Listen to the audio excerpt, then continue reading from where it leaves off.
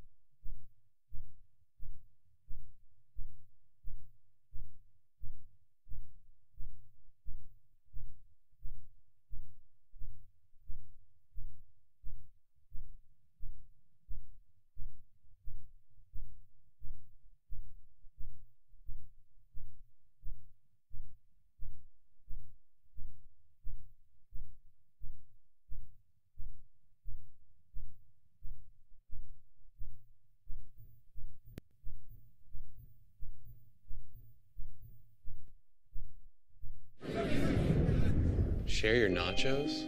Sharing. Since you were a kid, it's been share this, share that. Share your toys. Share the bathroom. Share the road. Share your feelings. Share selfies. Share baby pictures. So many baby pictures. Share, overshare. When does the sharing stop? How about with the grilled stuffed nacho from Taco Bell? The first nachos designed not to be shared. It's everything you love about nachos wrapped up and ready to go for $1.49. Oh, and don't share this ad. Share selfies, share baby pictures, so many baby pictures. Share, overshare. When does the sharing stop? How about with the grilled stuffed nacho from Taco Bell? The first nachos designed not to be shared. It's everything you love about nachos wrapped up and ready to go for $1.49. Oh, and don't share this ad. Share selfies, share baby pictures, so many baby pictures. Share, overshare. When does the sharing stop? How about with the grilled stuffed nacho from Taco Bell? The first nachos designed not to be shared. It's everything you love about nachos wrapped up and ready to go for $1.49. Oh, and don't share this ad.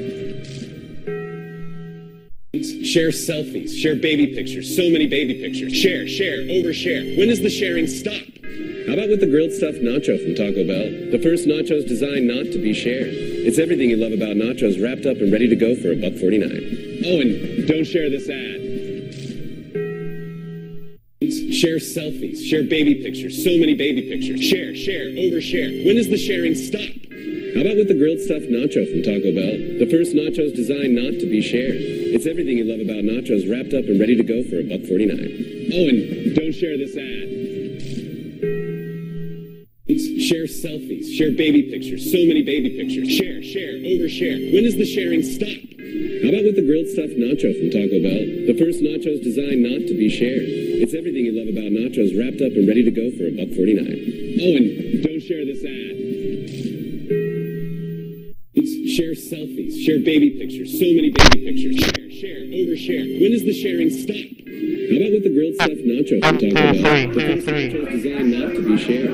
It's everything you love about nachos wrapped up and ready to go for $1.49. Oh, and Talking regular, test, 1, 2, 3. 4, 5, 6, 7, 9, 10, 9, 10. When does the sharing stop? How about with the grilled stuffed nacho from Taco Bell? The first nachos designed not to be shared. It's everything you love about nachos wrapped up and ready to go for $1.49. Oh, and Talking regular, test, 1, 2, 3. 4, 5, 6, 7, 9, 10, 9, 10. Alright, shouldn't be any more. Hopefully there's no more. Testing again. 1, 2, 3, 4, 5. Test. Talking regular, test, 1, 2, 3. 4, 5, 6, 7, 9, 10, 9, 10. Alright, shouldn't be any more. Hopefully there's no more. Testing again. 1, 2, 3, 4, 5. Test. Talking regular, test, 1, 2, 3. 4, 5, 6, 7, 9, 10. Alright, just gotta change the threshold because very sensitive mic right now, guys. Hold on. Hopefully there's no more. Testing again. 1, 2, 3, 4, 5. Test. Talking regular, test, 1, 2, 3. 4, 5, 6, 7, 9, 10. Alright, just gotta change the threshold because very sensitive mic right now, guys. Hold on. Hopefully there's no more. Testing again. 1, 2, 3, 4, 5. Test. Talking regular, test, 2, 3. 4, 5, 6, 7, 9, 10.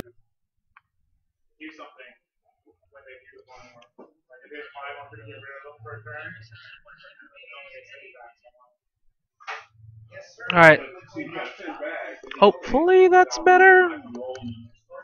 Let me try to see what I can do about it.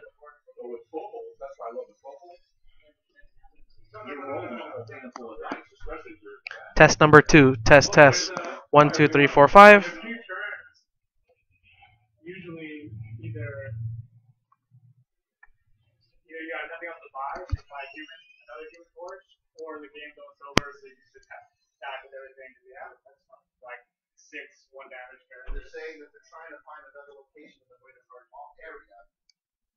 But the other thing now remembering, the other thing I added to my meta team, I added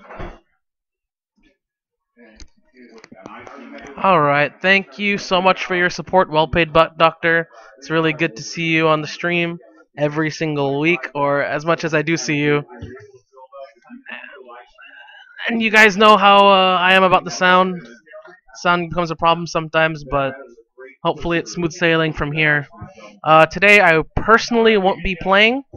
Today's going to be a draft for us.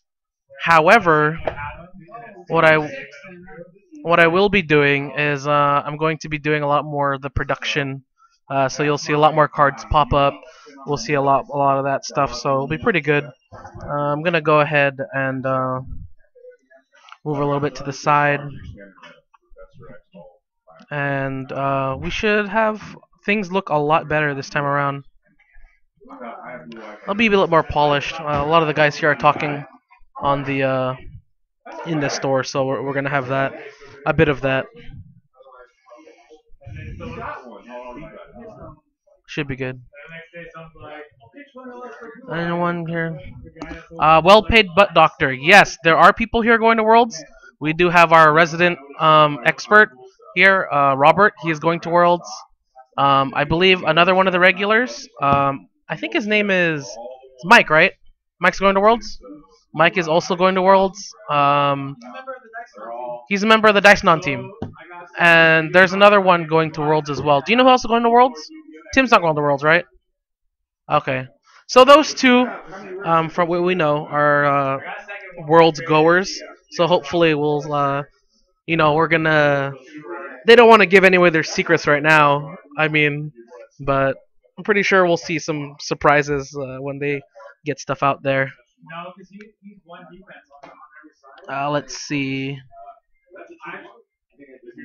I wish I could be here more. I haven't been on a few weeks because Thursdays is usually the day I play board games with my friends.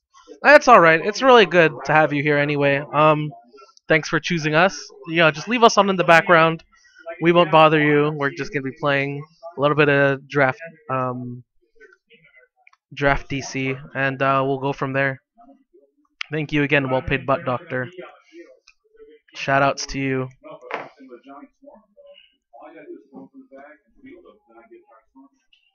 Alright. So we're just gonna wait on a couple of our. I believe there's a couple more people going to be here.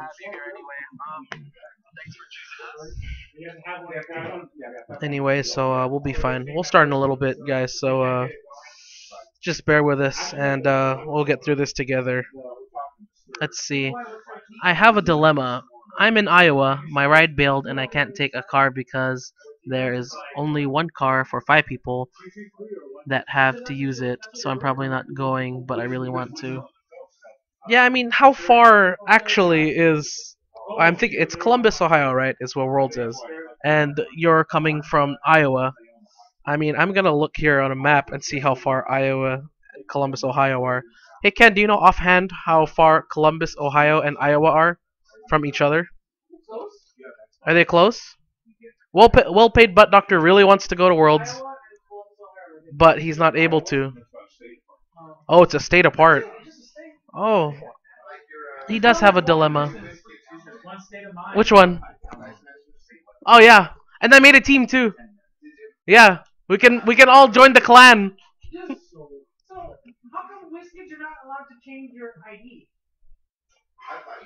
Yeah, I tried to like 5 times. Hey, you gotta join the clan. They made their own comic hero U clan. Oh, there's a Comic Hero U clan? Go in. What? It's about 9.5 hour trip, almost 10, almost 10 hours. Yeah. So I mean, we're here in LA area, Fullerton. So the equivalent to like going to San Francisco is like what, 8-ish hours. So I can find that comparable. We do go through a lot of traffic too. I mean, how are the roads there in where you're at? Because for here, I mean, it's not that bad. There's mountains, etc. There's stuff to look at. There's always like there's civilization no matter where you're going. It's not like you're in the middle of a cornfield or whatever. Man, this match is getting intense. All right, thank you for that.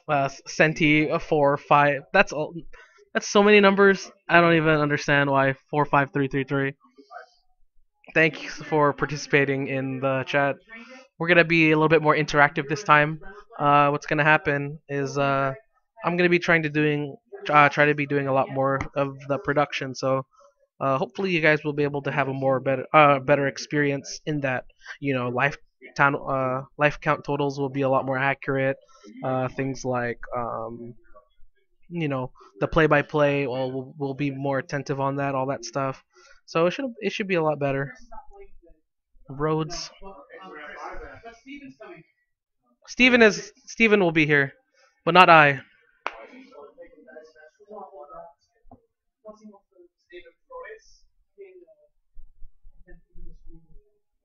was supposed to come down today. I saw him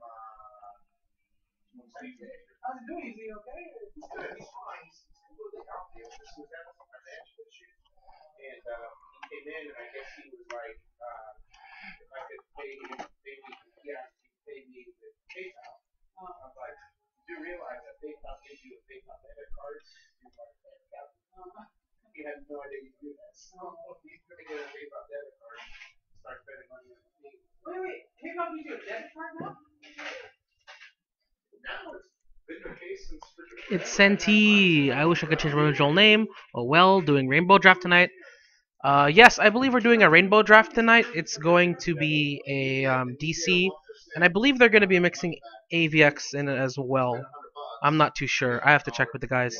But hopefully, because um, with all these sets, you always harken back to the one card that started it all. You really have to pay homage to Professor X Global. I cannot, I cannot, like, I can't even state how important that card is. I mean, that card is and will be now and forever in every single deck, unless they start changing um, for other sets. What would be a good idea? Because I mean, we have the mask energy, correct? We have it in distraction. We have it in relentless. We have it in all these other globals that have to do with mask. In Professor X, it would be really nice to have something similar to Professor X with the same consistency as Professor X. Because with Professor X, it's, I mean, a 2-for-1. You get to get the one dice. You guys know literally all of the power of it. You get the 2-for-1. It would be nice to have another energy.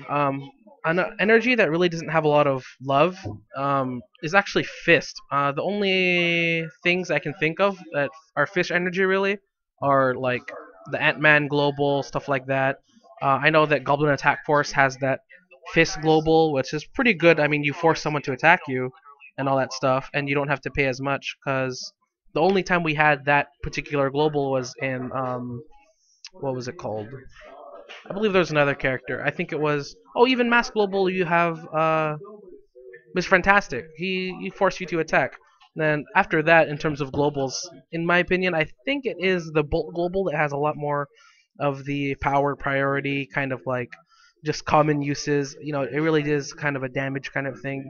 I mean, you're paying bolts for Enrage. You're paying bolts for Human Torch Global that adds 1 damage to anything. You're paying bolts for Red for Phoenix, who's gonna be saying, "Hey, you have to attack me now."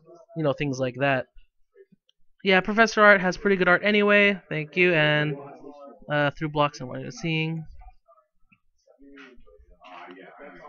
Yeah, I'm not sure how they're gonna treat.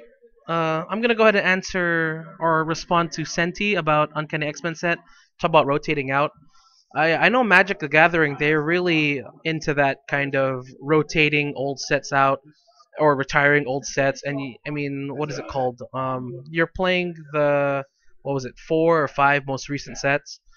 I mean, that does sound like a pretty good idea. But on the flip side, I mean, here you have a set like Yu-Gi-Oh, where they allow every single iteration of every card other than the fact that they have a ban list, which is updated every so often. I mean, either one I'm pretty okay with. Banning cards as opposed to banning an entire set is gonna be a little crazy because I mean here you have to worry about like when stuff in the future comes out, you're gonna have to worry about kind of wasting your time on collecting all these other ones. I mean, it is a collectible card game, but it is nice to have something that's old, and then all of a sudden, when the new set comes out, it gets limelight again. We had that time and time again with a lot of other cards. Nova, for example, right when D&D came out, and everyone found out about that Nova, the 5-cost one, where he can bolt himself during the attack step and deal 2 damage. That card went from in the background to all this other stuff, and then all of a sudden now you see it a lot of places. It has so much control, it has so much power. I mean, it's a powerhouse of a card for a 5. It's a win condition for 5 cost. That's pretty crazy. It's like it's pretty crazy how things like that happen. Or even let's say blue eyes. A lot of people with blue eyes, or with fielding, I should say. Let's say Green Goblin, things like that. Storm, Wind Rider. Those things had a hard time cycling out because people would chump block them, people would do all these other things, and it is kind of a hassle to try to refield your characters because with that, you're gonna have them stuck on the field. But with the Blue Eyes Global, I mean, you can KO your own guys. All of a sudden, the two Green Goblins that you bought is more efficient than the three Green Goblins they probably bought because you're sacrificing, and you do have that consistent source of damage no matter what you do, no matter where you're going. Human Rocket, yeah, Human Rocket is pretty cool. If they rotate Dice Master the same way HeroClix rotates, it's every 3 years. Every 3 years? Yeah, that's. I mean, it might as. I don't really mind every 3 years. I mean, because you're going to be playing with your sets for a while.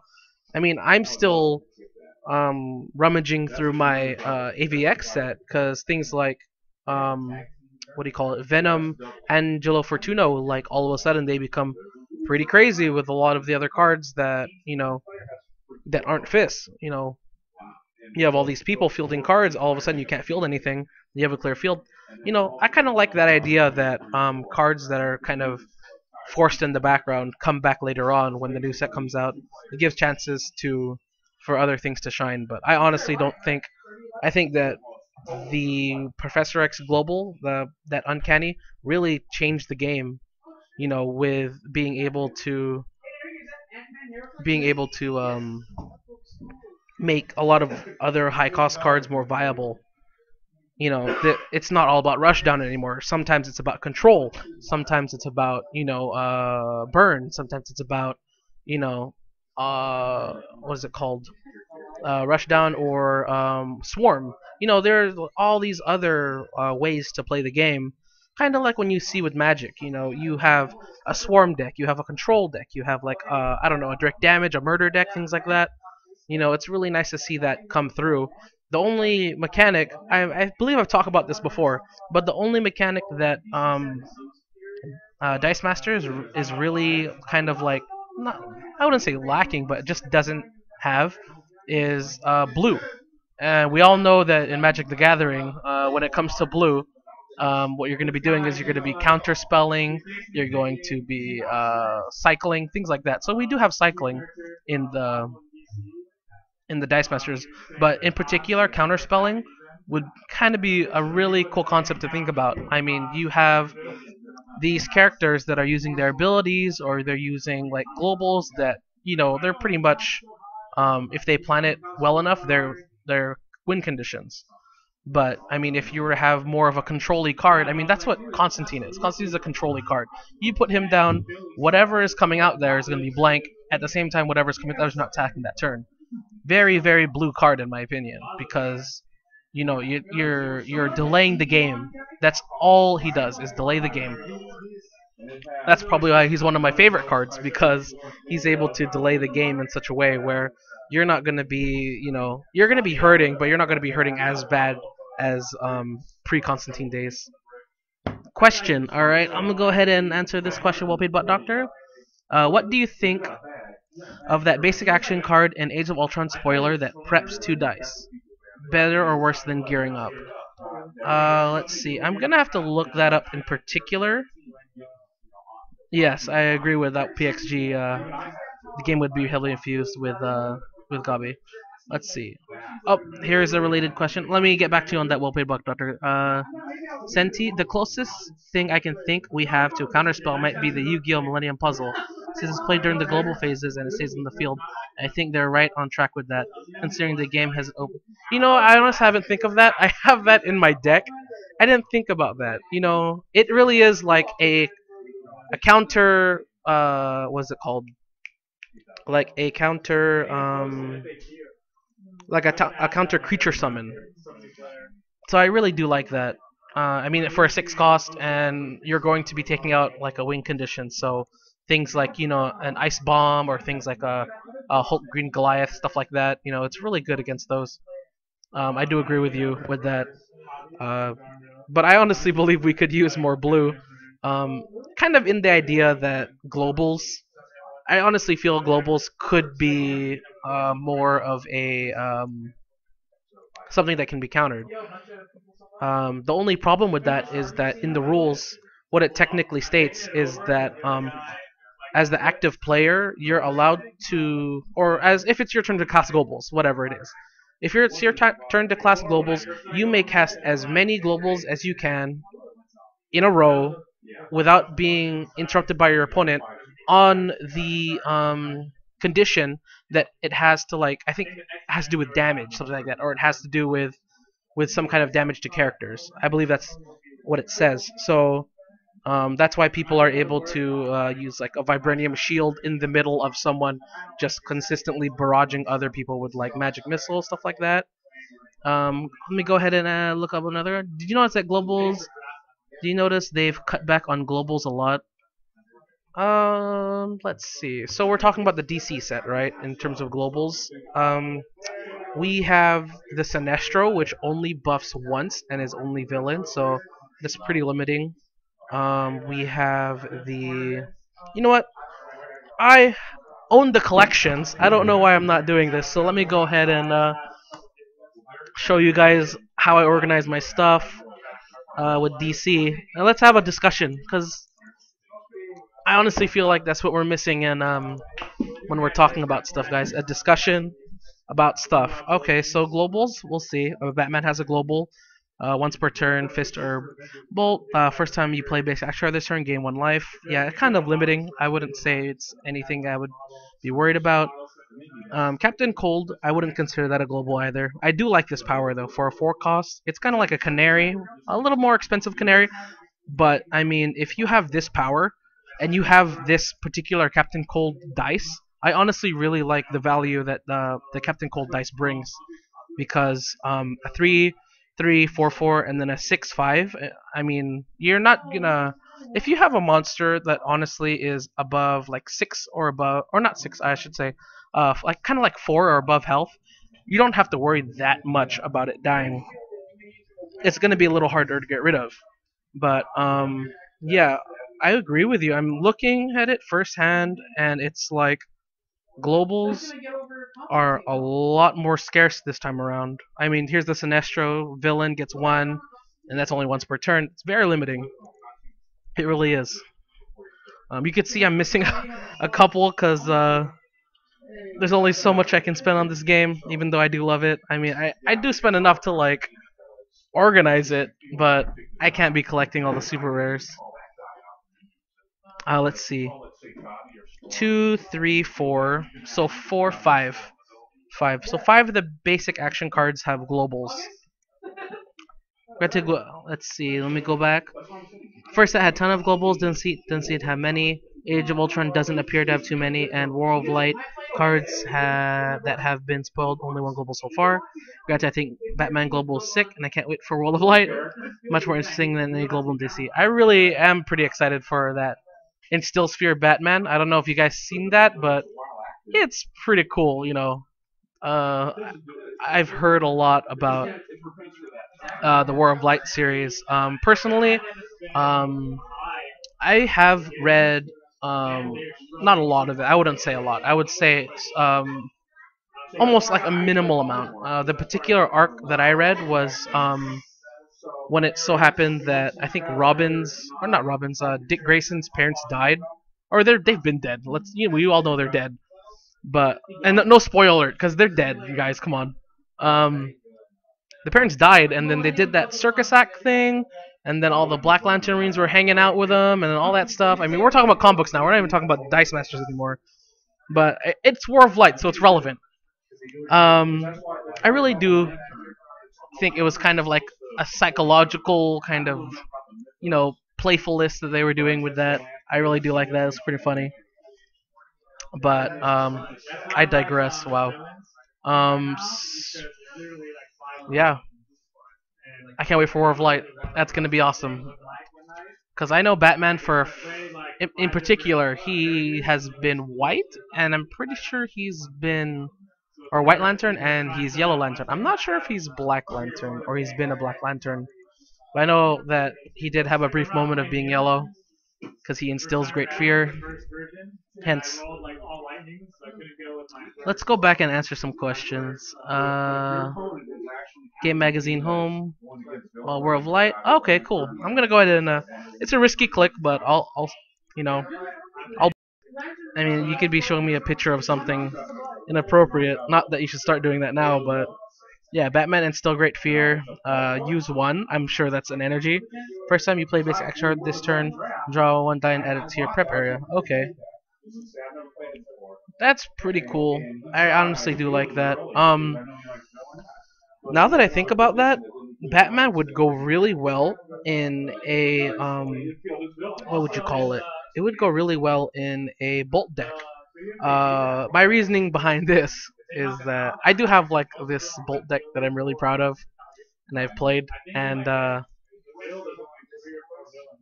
really do like. But why I'm saying that is because with Batman, it's one generic, right? So any energy could be used to pay for that. It's pretty much, or I mean, what do you call it, an energy dump? You'd be dumping all your unwanted, I mean, fists, your shields, anything you don't want, when it comes to that, and you're pretty much going to be having a free thing to ramp or like a free thing to just get rid of and be able to prep another dice. It's really good. I really do like that. Seeing it is a common. Hopefully, it's either going to be like starter. I'm not sure if it's going to be in the starter or if it's going to be common, but that's definitely one card to look out for if you're looking for a particular kind of a catch-all energy dump. Especially if you're playing a bolt deck, because you have to use that basic action. You have to use a basic action that turn, and there's no other like kind of deck where you can ensure that you use a basic action and at the same time have that leftover energy, other than decks like a polymorph deck, which really use action cards a lot, particularly polymorph. A bolt deck with like power bolt or like magic missile, stuff like that. Or off the top of my head, I would think of another deck that uses a lot of energy. Let's say things like distraction. I mean, people buy distraction just basically for the fact that two of the other characters can't block. I'm gonna go ahead and scroll down after talking about Batman. We'll be talking about Batman for a little bit. All right, so Lantern Battery. Oh, okay, I have seen these before. I glazed over it, given no absolute like just thought about it. It is what it is. So let me go ahead and read it. Continuous. For each energy in your reserve pool, prevent one damage from each character with that energy type this turn. For example, with 2 mass in your reserve pool, 3 unblocked mass character dice with 2 attack would deal 0 damage. Okay, so you have 2 mass in your reserve pool, 3 unblocked character dice with 2 attack. Okay, so each character would lower the damage each character generates or the attack that each character generates by 2, but that's depending on their energy type. I do like that. That's pretty cool. It's very gimmicky because you have to somehow realize what kind of energies that your opponent's going to be having, and you have to anticipate that. You can't really roll an anticipation. What would be really cool is if that works with question marks, because question marks can be anything you want. Your heart's desire can be question marks. So then you're going to be having a lot of stuff with that. Matt versus Jason, Steven versus James. I think we're going straight into games. So let me go ahead and I'll keep talking. Guys. They're doing a rainbow draft. I don't know if you want to see my face, because when all's said and done, people have been talking about Global's pretty nuts. I'm in love with it already. Yeah, I'm in love with it as well. Grayson was Batman during War of Light. Yes, I do remember that. I think he was gone, and then something about him being dead, and he was Batman. But then his parents came back, and something with the circus. I remember that. That happened. Are we playing with Uncanny as well? Yes, we're playing only Uncanny. Only Uncanny? Alright, so it looks like we're going to be having Professor X in the building. I do know that Professor X in particular Professor X in particular, he makes every other set good, and that's only for the reason that he is the most efficient ramper in the game, hands down, beside anyone else. I mean, let's talk about this. Okay, so who ramps efficiently? Not ramps, but even thins out bag. I think the best person to thin out a bag is Red Tornado, the one that costs 4. Um, the second most efficient one to thin out a bag, I think, would be, I don't know. Let's think off the top of my head. Off the top of my head, I would like Pyro.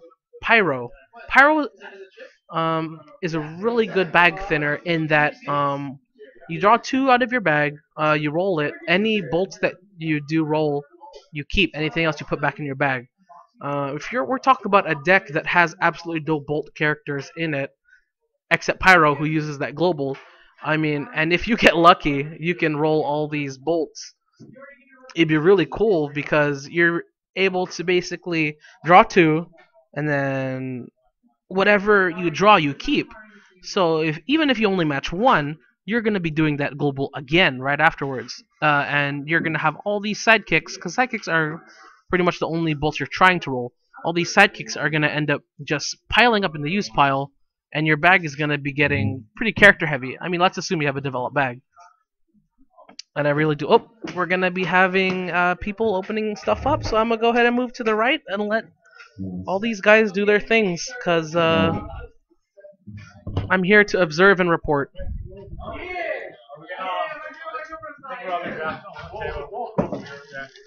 Go ahead and move all my stuff. Oh, they're not gonna take it. What place has fish tacos? Putting that away. Oh, they're gonna be drafting on the other table. That's fine. I can keep talking to you guys. I'm like halfway through this DC War of Light list. I mean, I can talk for a long time. I can talk all day. I mean, you guys don't even have to see any matches today. I'll just talk about the matches, or talk about potential matches or made-up matches that could happen. Let's go ahead and go down the line with these War of Light stuff, because they're gonna be drafting. What's the word? Uncanny X-Men. So we're pretty much all familiar, I'm sure, with the Uncanny X-Men set. But if you're not, today's a good day to tune into it, because you'll be able to see just exactly what set is the one that allowed for just so much versatility in the game, especially with Professor X, especially with the globals that they introduce, you know, Relentless, stuff like that.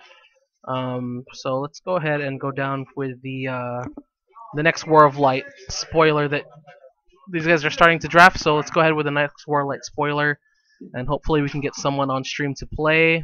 I'll be doing a little bit more production, and we'll go from there. Alright.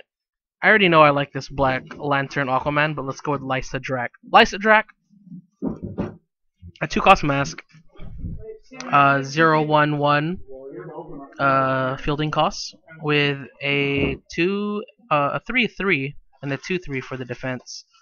While Lysa Drac is active, at the start of your attack step, name a character. Alright. If at least one of those character dice blocks, you may move 2 dice from your opponent's use pile to their bag. Okay.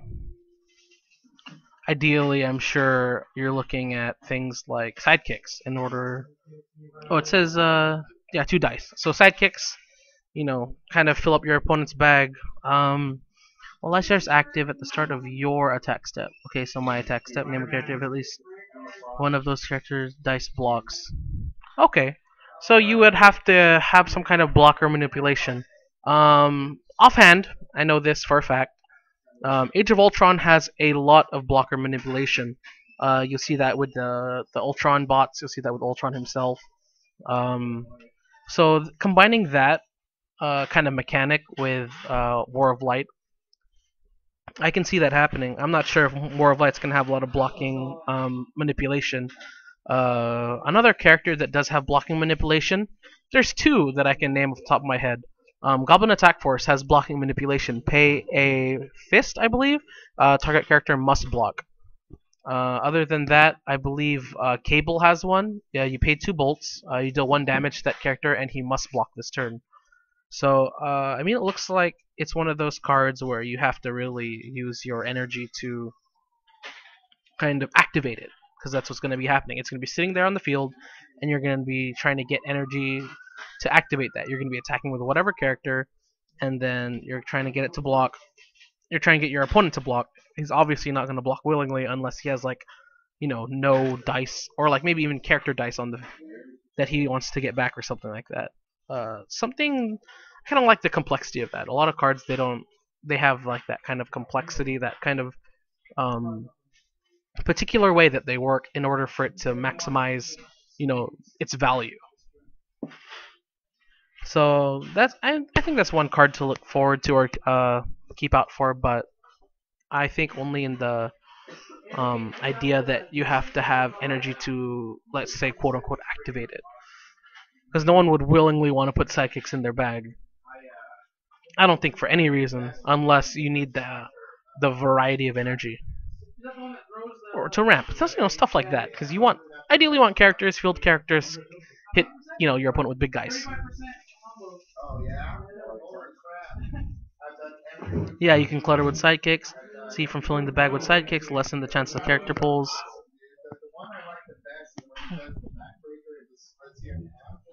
Oh, alright. Thank you, Mega Warrior TM. Shoutouts to you for answering that question for me while I was going on talking about all this stuff. Now let's talk about Black Lantern Aquaman from the depths.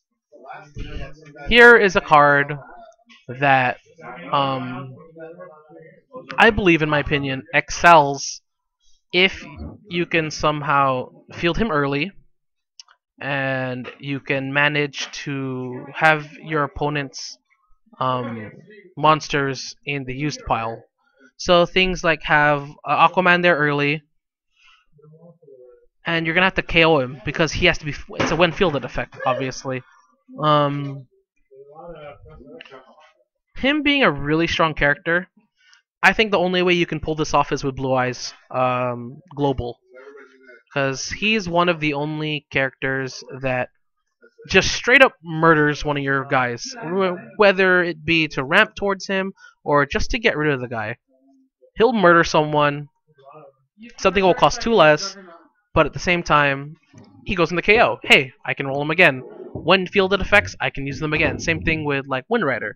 Hey, I'll kill my Wind Rider. Hey, I'll kill my Gobby. Hey, I'll kill my when fielded effect.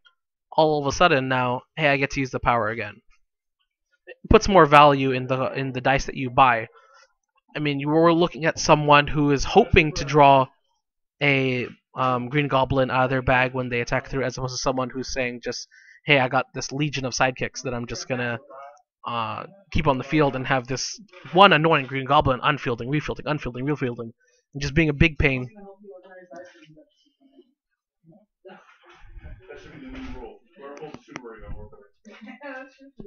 Shout out to Stuart. Alright. Let's go down the list, guys, and talk about Warth. Warth? For a brief moment in time, I've played HeroClix during the War of Light organized event play, organized play, whatever. And I was trying to collect as many Blue Lanterns as possible, and I have no idea or no clue about the origins of this elephant guy. I do know Blue Lanterns. They're... Is it blue? I know indigo. One of them's compassion. That's all I know. I think one of them's compassion, and that has something to do with either blue or indigo, whatever you want to call it. But for the Blue Lanterns, let's talk about that. He's a 4-cost.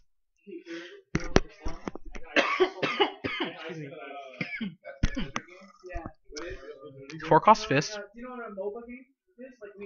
When fielded, you may use when fielded abilities effects from one of your active characters. Holy crap! Alright. Pretty good. Very cheap fielding costs. If you're going to be trying to have someone who has one fielding effect, but is super expensive to field, Off the top of my head, I'm gonna have to look around. I can't know I don't know, right away. But you probably want to use that with something maybe like a. I'm thinking Apocalypse, but Apocalypse. I think all the stuff that gets rerolled goes to the used. If it's not used and it does go to the KO, that'd be pretty sweet because you're gonna be seeing. I own this dice. Why wait? I own this card. I shouldn't be theorizing about it. I should be talking about it. I actually do own it. Hold on one sec, guys. This is the OP Apocalypse. If no one knows what I'm talking about, I know some people are like, Apocalypse? Wait, what kind of Apocalypse are you talking about? I don't know what this Apocalypse is talking about. Let's look at my OP cards. Superman, Magneto, Apocalypse. Okay, so Apocalypse, Earth 295. 7 costs. An example of a 7 cost that's super, super expensive. So when fielded, reroll all other non-Apocalypse characters. Your opponent takes 2 damage for each of his or her dice that rolled energy. Okay, so Psychic dice, if they're hoarding Psychic dice, good with that, because, 1 out of 6 chance for a Psychic once again.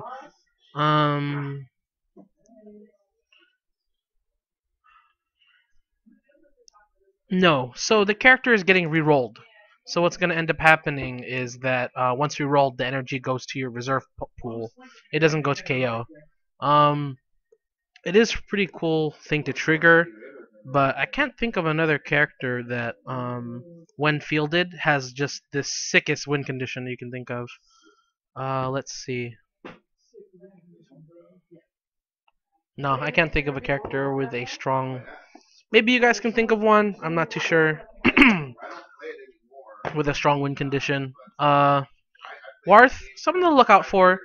A 4 cost, and then you're going to be paying 1 all around. 2, 3, 5 for the attack. 1, 2, 4. Absolutely so squishy as a character for a 4 cost, Let's see. I'm gonna say he is a rare. Okay. I'm not too sure.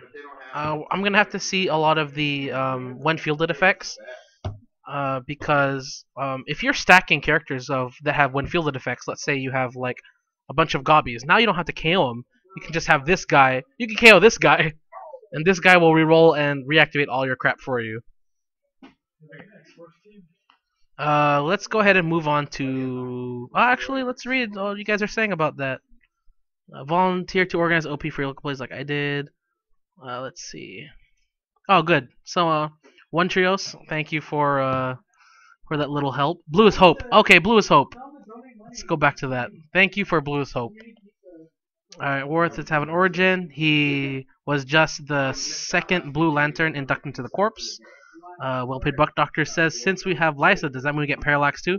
Parallax would be pretty cool. Like a virus kind of dude. A virus yellow. That's what I'm told it is. Some entity.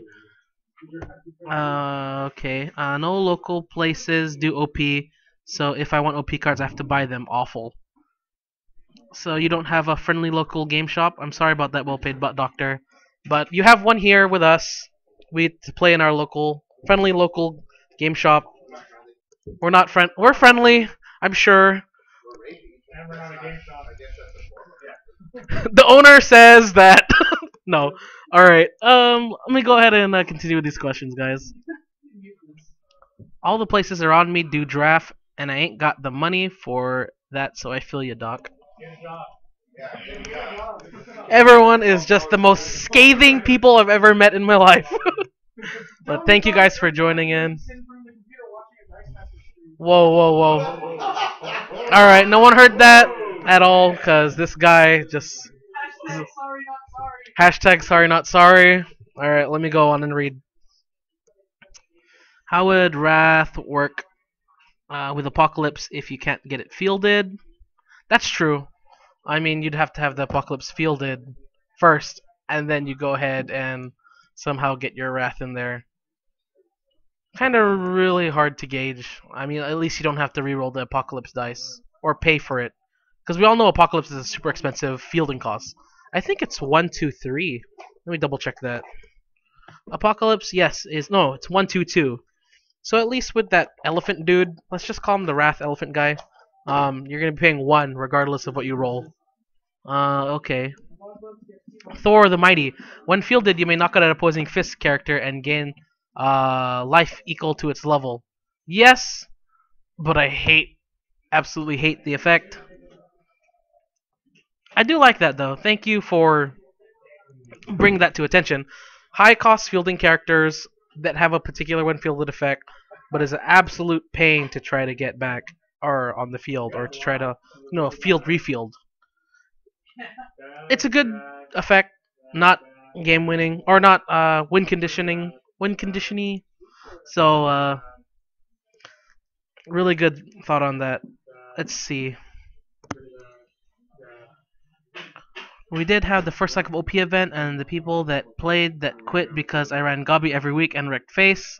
I did get a cool Phoenix Force.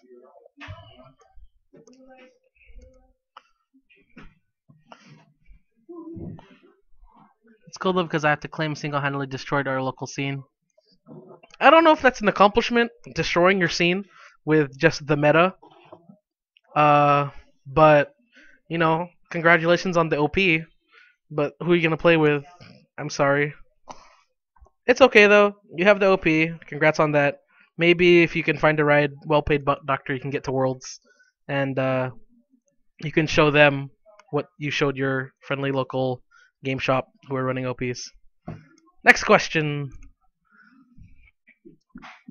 I should know a place that did OP for Phoenix Force. Yeah, I really do like that Phoenix Force has its own personal dice. I mean, it's exactly the same as the Phoenix dice, but I mean, inverted colors, you gotta like that a lot more. Let's go ahead and go down, down, down. You'd only need to field one of the original characters, then spam Wraith for their effect. See, I'm wondering, does that mean if you have 2 Gobby dice, you wouldn't be able to have Wrath reroll each Gobby dice? Because I know that there's always been controversy between character and character dice. I mean, ever since the beginning, we've had a lot of discrepancies. If does this mean character? Does this mean character dice? Does this mean character card? A lot of people have been trying to argue about that, and that's why they opened up the WizKids rules forum. You have a lot of people asking all these questions, trying to get answers to their complicated moves that they've concocted in their basement, whatever you want to call it.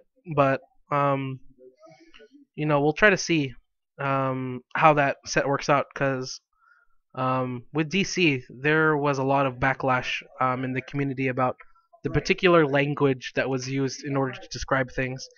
People would be some of the questions are not not fair questions. They're pretty obvious, like, oh hey, if I have a what was it? I think it was like a Wonder Woman active or something like that. Do all Justice League characters or my Justice League characters cheaper now? No, that only works while active. That's a personal buff that you have as a character or as a player, so that's yours. Let's go down. Wrath has cool interaction with Loki. It allows you to get up to 2 with that effect. Oh, I really do, because Loki does have that power. Isn't there a Loki that...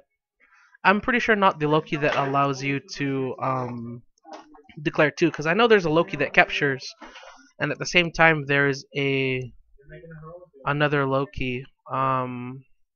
Deadman has an interesting effect, I think, too, where if he's fielded, he captures someone. But I believe the ruling on capture is that if something is removed from the field, whatever is captured goes either back to the field, or I believe the used or the prep area. I remember there was something wonky about that a little while ago, because they were talking about how capture works.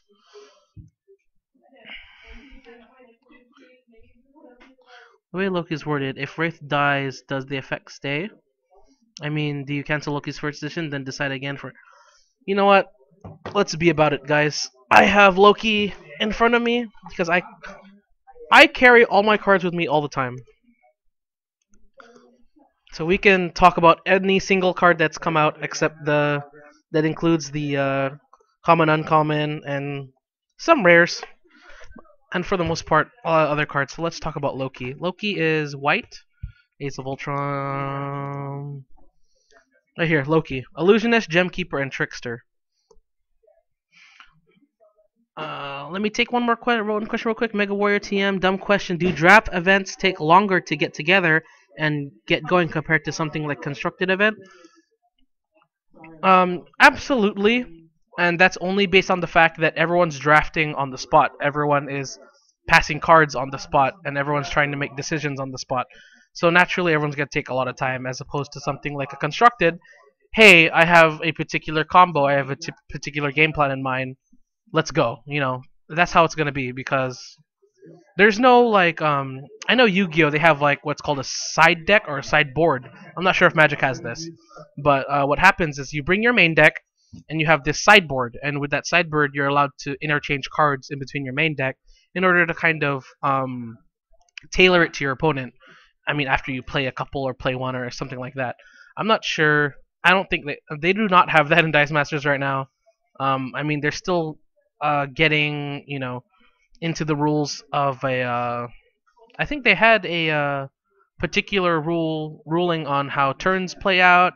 I know that a lot of people weren't sure about how that goes. So turns, I think I talked about last time, how after a particular amount of time is called, like I don't know, like 20 minutes, 40 minutes, then it's turns. The person who is the active player when turns is called is 0. Then it passes back 0, 0, 1, 2, 3, 4, 5. That fifth person, or the number 5, is the person who was not the active player when time was called, and therefore gets the last act before life points are tabulated to see who wins the game. We talked about that before. Magic has sideboard? Okay, so yes, Magic does have sideboard. I'm sure that's where I got the word from. But it would be nice to see, this particular, game to have a sideboard. I feel like it's kind of late to kind of introduce that now, because people have been playing, quote unquote professionally for so long already that it's kind of weird to say, hey, all of a sudden now, your deck isn't made of 8 characters; it's made of 10 or 8 with 2 sideboard. Now you can have more variety, in your in your in your in your deck.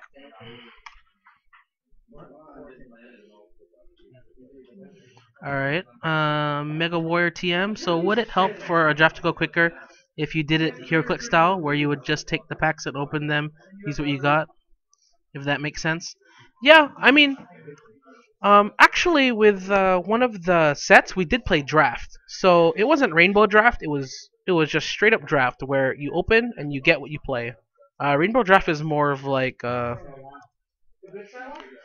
it just got more popular, I think, because of the idea of passing and the idea of just you know a greater distribution of different cards amongst people, because you can get unlucky and be stuck with like 8 5 cost characters. What can you do? Nothing. You can't even buy anything until you like somehow ramp up to that. But when it comes to things like rainbow drafting, for one, you're seeing every single dice that has been opened for the entirety of the tournament. So you're gonna see a lot of people that are looking at a lot of dice in terms of, okay, there's like 12, or like there's like 5 Mr. Sinisters that no one's gonna take. There's gonna be like 4 of these Apocalypse that no one's gonna pick up. Things like that. Everyone's gonna be going for the cheap lobby guys. You're gonna be gunning for the Ant-Man. They're gonna be gunning for like Scarlet Witch, something cheap, something where you're gonna be able to have a turn 1 move, a turn 2 move, things like that. And of course, if there's Professor X, people are gonna grab that right away, because it's always better to work with Professor X than work without Professor X. All right, thanks for tuning in, Kineros72. I know there hasn't been a lot of action on the. You know what? I'm gonna go ahead and change this right here. I know there hasn't been a lot of action on the actual picture. I'm gonna go ahead and switch the camera, because I know it gets a little boring just watching me flip through all this junk.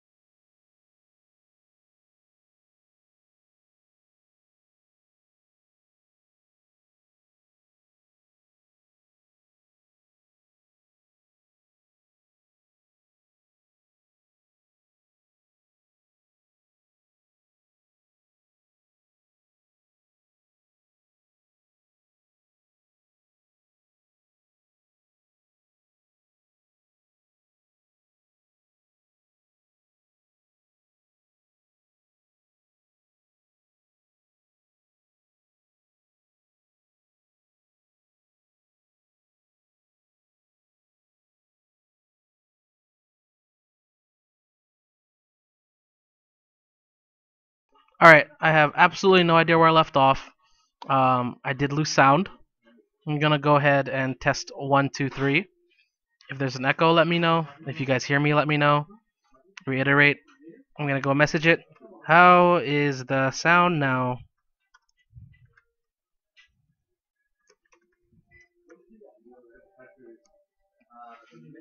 Yes, no.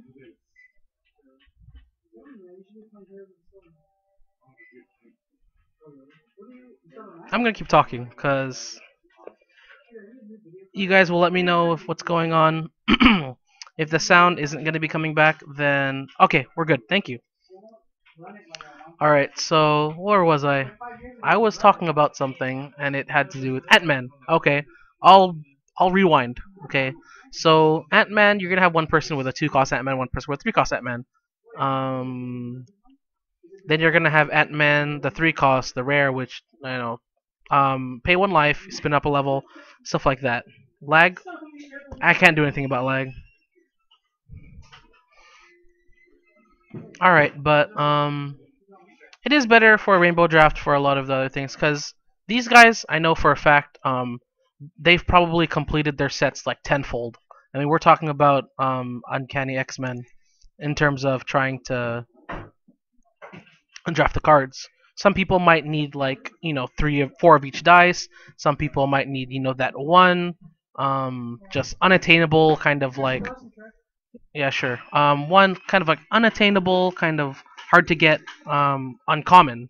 I know one of our friends here. I think it was actually what's his name? One of our Dysonon hangout guys. I think it was Mendel. Well, not Mendel. Nick Pham. He needed a uncommon bishop. The strangest card that someone might need. But he ended up getting it, and then he's filling out his deck. A lot of people here sometimes they even rare draft. I know I do a lot when a new set comes out. You see something yellow and you just grab it, or you see something red, you grab it. Regardless of how well you do in the tournament, you're filling out your collection. But it's pretty good. Hunter Alakai asks who is there. We have a bustling group of 6, so bustling, words. So it's pretty good. Robert's here, Ken's here, our friend Steven's here, Jason and James, and then I forget his name. What's your name? Matt, and Matt. And we do have a pot of 6 here, so it's gonna be pretty. Everyone's gonna be playing. There's no buys this time. I sat out this time. It'll be good for them to be able to play every single game, get as much familiarity with the cards as possible, and we're gonna see a pretty standard uncanny X-Men draft.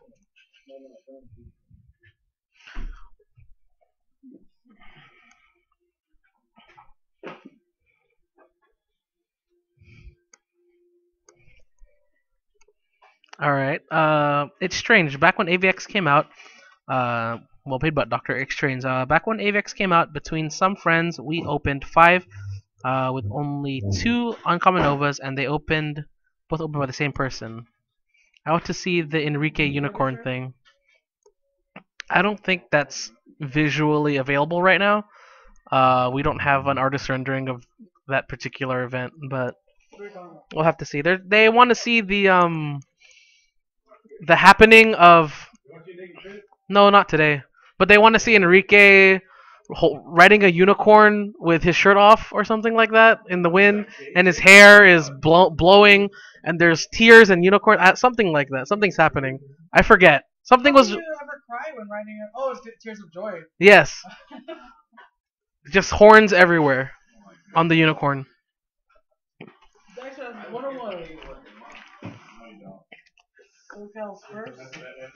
When we have time, we'll see if maybe you can sway Enrique to for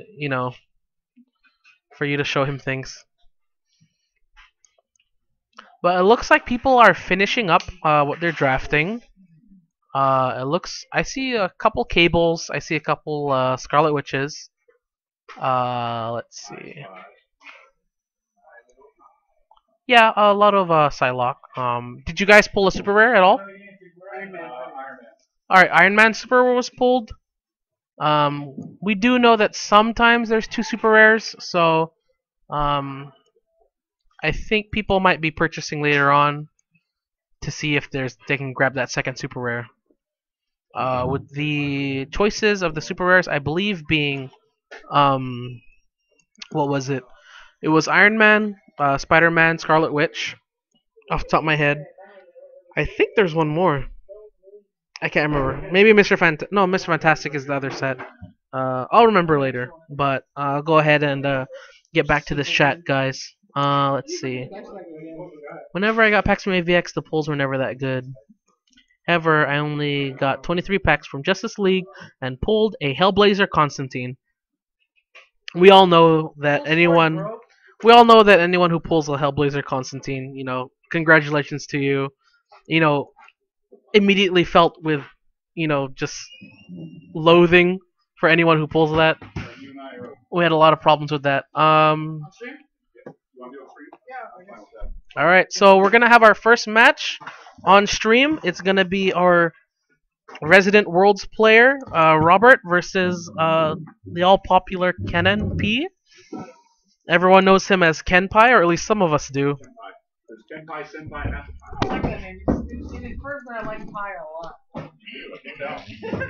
like that. We have it different from Pi and PAI, You need a match. Japanese wise. Piece of crap. Let's go ahead and switch to the table cam, and these guys are gonna be doing that. Look at this tube I got. Whoa. Alright. That's the only thing. That's the only thing. Alright, we're switching to the table cam, Did you guys. hear I'm using gold? See you. Gold pink. Alright, so our player 2 today is going to be Robert. Steven, did you give me back to back? Yeah. Then I don't have it. Use a bark bag. Here. Ken P.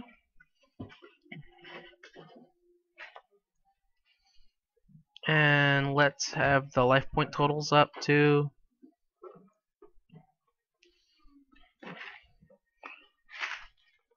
Sorry, Robert, what did you say again? Pink and orange?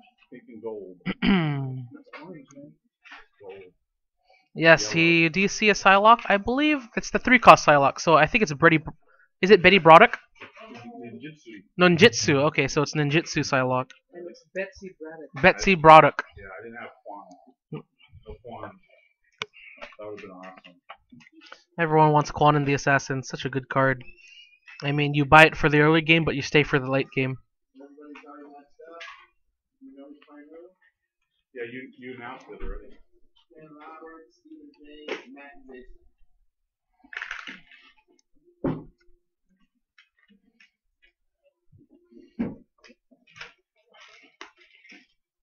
Won't be using this.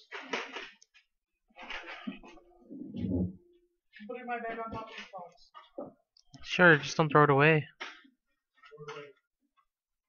You do the exact thing that is asked not to. Alright. We have Ken P and Robert on the stream. Good to go? No. No, I'm talking to Robert. Alright. So can they hear me? I believe they can. If you yell it, not yell it. If you project, you're fine. Okay, so this is what I drew from the draft.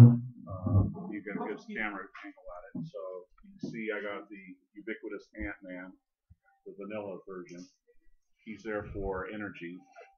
I have Falcon, which is the pretty good one that allows psychics to go without being blocked. I have the low-cost Storm, Weather Witch. She just generates magic energy for me. That's the plan here. Have Cerebro for some control. This is a one that I can put on a character that forces my opponent to pay minimum of two for each character he feels. Then for damage here, the Ninjutsu Psylocke, she's just a mass energy character. I'd rather put her in than the 4-cost Betsy Braddock. Then we got Toad. When he's active, each opposing character psychic must attack and takes 2 damage. So it's basically a psychic nuker.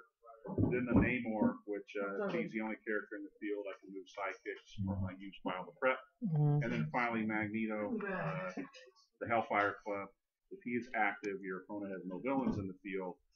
He takes 2 damage each time he draws 1 or more dice from the deck. So looking across at my opponent currently, he has 1 villain. So that'll be pretty interesting to see. So that's the team I've got today. The basic actions, polymorph from the D&D set, and casualties from the Justice League set. All right. The reason for that is because they have a Mask and Fist Energy Globals respectively, and I've got a lot of Mask and Fist Energy characters on my team. So the only energy that I don't have a sync for, well, I do with the casualties, but I don't have a character sync for is bolts. So bolts are bad for me today. All right. Even though I passed up Tyro. You ready, sir? Yeah. Dice? Psychic? 1. None. No PXG, huh? Okay. Hell no, we don't do PXG here. Okay. All right. Looks like Robert's gonna go ahead and take the first turn Well, that's iconic. for today. Good luck. Playing with my buddy Ken. Yep. Ooh, okay. We're not going to be caring too much about Mask this time. He will use it to buy maybe a Psylocke, maybe something a little more control. We'll have to see what he decides. It's going to be pretty important mid-game to be fielding sidekicks because you're going to be wanting a lot of your characters to be, reoccurring things. Let's see what he does. Is that a tongue-lashing toad? Yes. Okay. There. It is tongue-lashing toad, Mega Warrior TM. So he did go ahead and he bought that Falcon. And I'm going to buy a storm. Alright, so the 2-cost Storm. And he goes in and fields too. That'd be good for his early game bag thinning. That's priority two. But we'll see what he does.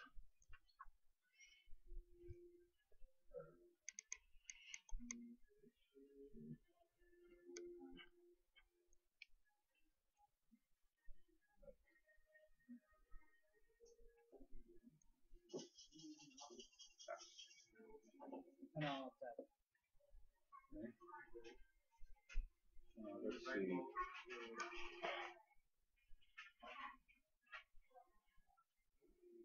Can't take 2. Alright, so Ken goes ahead and swings in. Gets an early -2. Robert's at 18.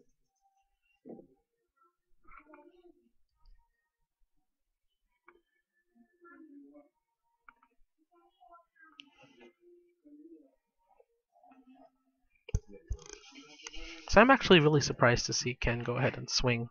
I know that maybe he wanted to, thin his bag, but we'll see what he has up his sleeve. Because I know that there is no ramp, so thinning is going to be the only other thing you can do. Right, so it does roll a sidekick, mask.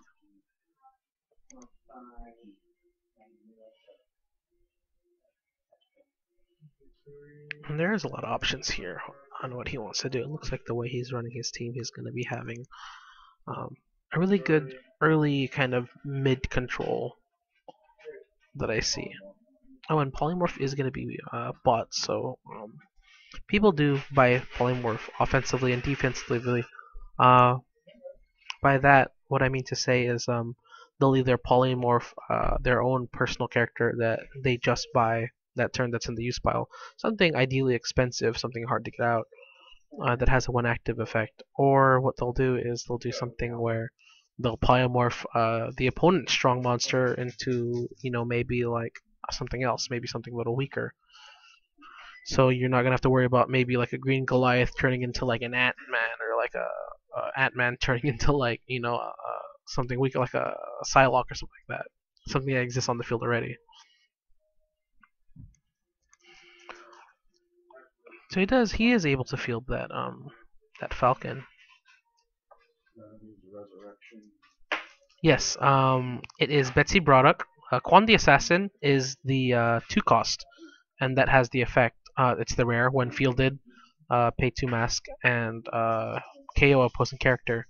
But this is Betsy Braddock. So what we're going to be seeing is a lot of things going to, I believe, to the used pile instead.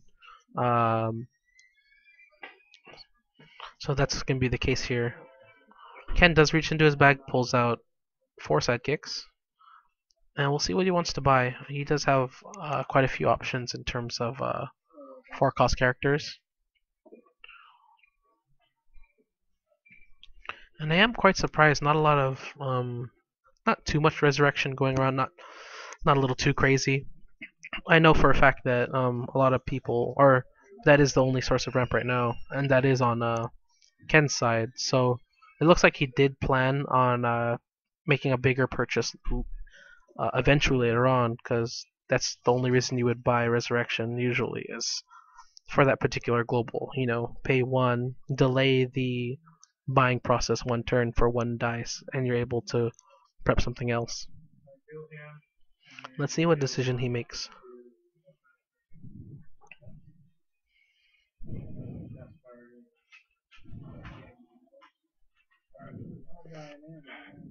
Yes, it is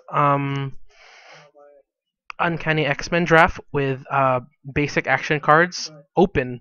So what you're gonna see a lot of mix of basic action cards. You do see some D&D, you do see some DC, and the good old Relentless. A lot of people know that because it's sometimes the winning condition for others. It's a pretty good time for Robert to go ahead and roll his polymorph, because now what he's going to be able to do is buy an expensive 4-cost character and guarantee the fielding of that expensive 4-cost character with his polymorph. Looking at the board, what I do see is the Namor is going to be that particular one. 1 Psychic's going to go ahead and be replaced, I'm sure, with level 1 Namor. And I believe that's the one that, if he's the only one to field at the end of the turn, you may field 2 psychic dice. So, in addition for Namor being a character who he is the last one on the field, he does get that. I really do like Namor in this sense because what he does is he's going to make those sidekicks a battering ram. Every turn, he's going to be attacking with those sidekicks. Whether or not they're blocked, he's going to be having reinforcements pretty much. If they block and Ken attacks, those sidekicks going to the use pile, the KO pile, all of a sudden now he's rolling with new dice. He can keep pulling dice basically from his used pile and, you know, build up kind of a ramping force that way. And hopefully, you know, just come up with just a large win condition board is what he's looking for.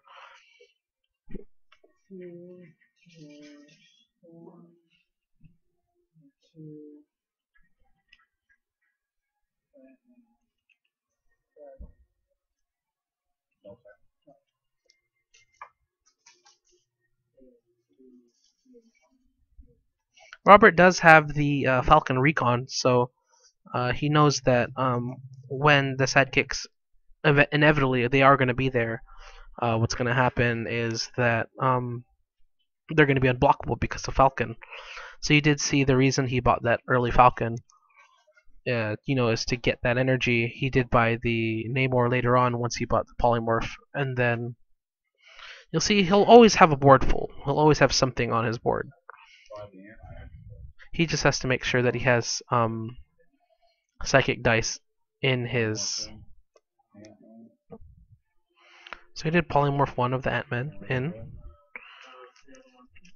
He'll be ramping for next turn, and I'm sure he's going to be swinging, because that's a lot what happens. Priority is passed. Priority is passed. So he's going to attack with a 2. I'm going to have to change the life point totals because I know for a fact Ken took damage. Let's see.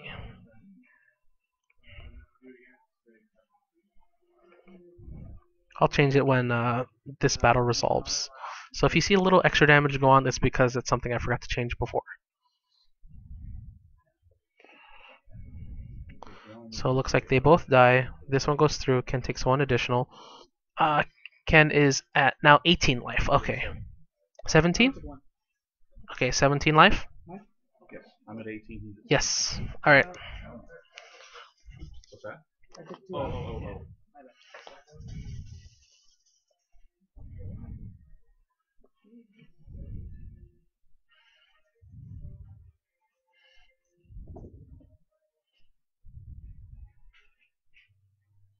So he does roll the... Looks like a lot of people were vying for the Ant-Man. However, Robert was able to snag 3 of them. And looks like Ken only managed to get 1 of them. Ant-Man's a pretty crucial card in this set, being that he's just incredibly beefy for just a low-cost card. I mean, we're talking about a 0/1/1 fielding cost and a top attack of, I believe it's 5. So Ken does leave some stuff on his field. And we're gonna see Robert. I mean, if you look at all the dice he's rolling, it's almost as if he's ramping. But that's just the fact that he's able to just crash his sidekicks just into Ken consistently. And he does roll that Falcon, so we know it's going to be benefiting, or pretty beneficial, in the coming fight right now. He's going to decide how to spend energy. The way he divided his dice, you see that shield on the edge. You kind of know that he's going to be using Resurrection later on. Because he doesn't want to break any sort of ramp, especially helping him to thin his bag, but we'll see how he spends.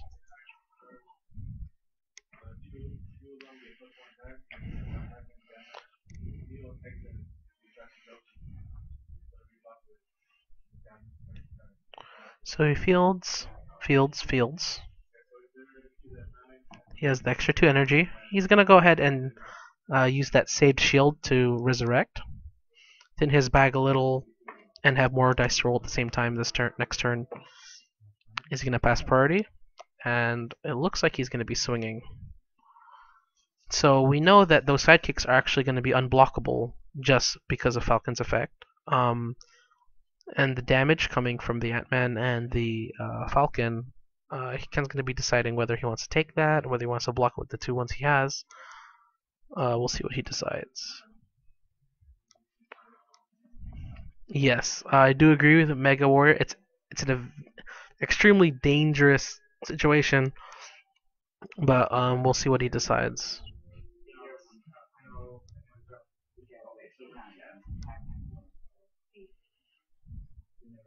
Alright, so blockers are assigned.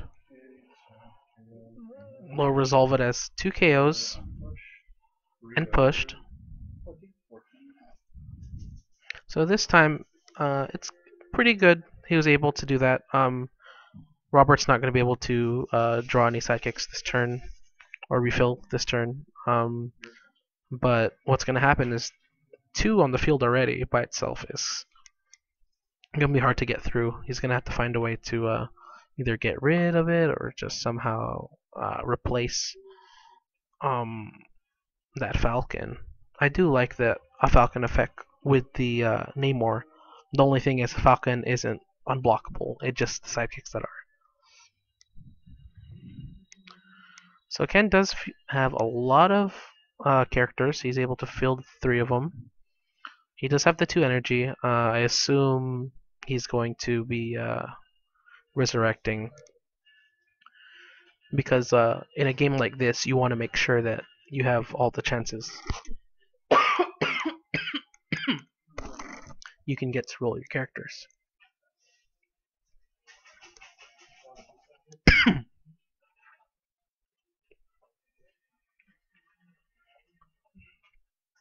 So he pays for the storm, fills the other 2 for free.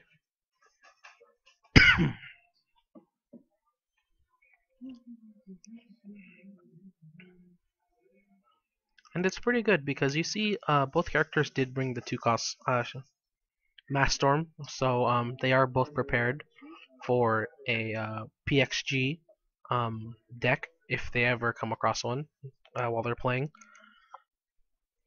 It really goes to show that sometimes when you're building a team, you aren't just trying to look for your combo. What you're also trying to do is prepare for other things as well.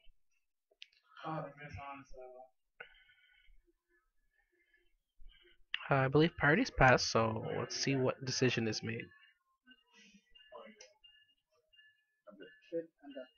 Alright. Robert empties his bag, 2 pops out. Really surprised with the polymorph. It's been doing a lot of work for Robert this game. I mean, it's already polymorphed in the Namor, it's polymorphed in the Ant-Man, and we'll see what else he's going to be able to do with this polymorph, because it did roll on its energy side, or on its action side, I should say.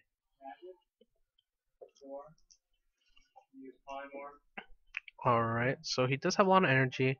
I don't think he has quite enough for that Magneto yet. 1, 2, 3, 4, 5, 6. That Magneto is a 7 cost, so he'll probably try to field something along the lines of, you know, maybe making a big purchase and then fielding.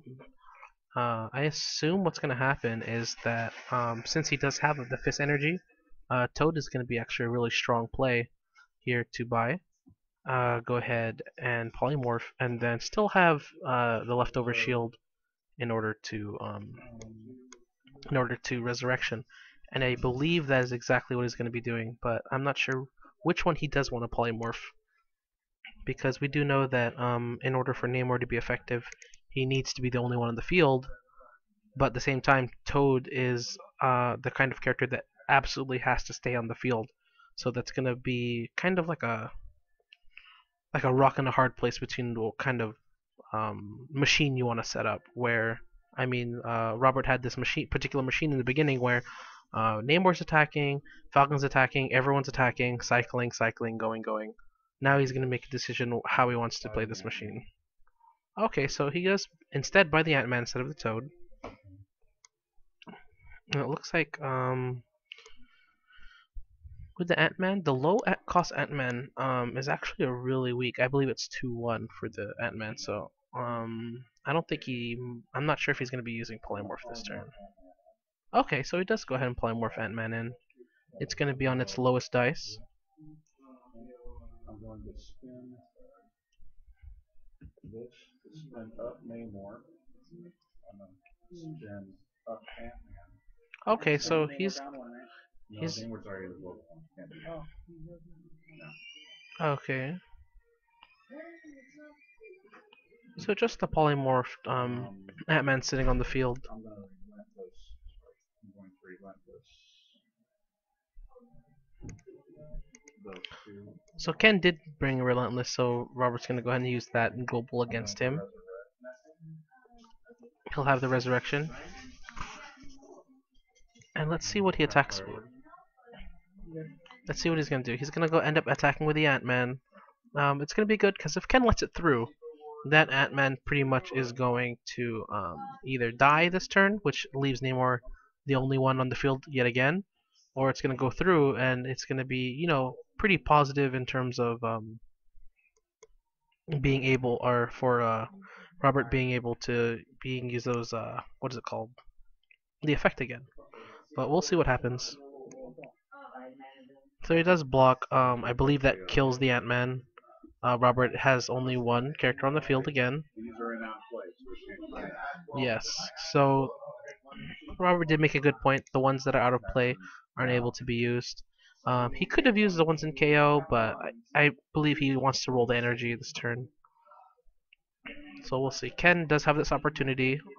Let's see what he draws.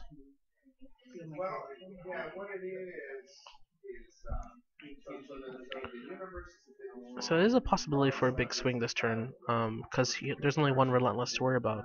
But let's see what Ken rolls. I'm not sure he has that much powerhouse, because I know that the Black Panther that he does have is actually in the used pile, so he's not going to be able to get much play from that.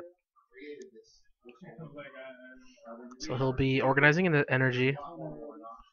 Alright, he is rolling the Storm and a couple sidekicks. Let's see what he's looking for.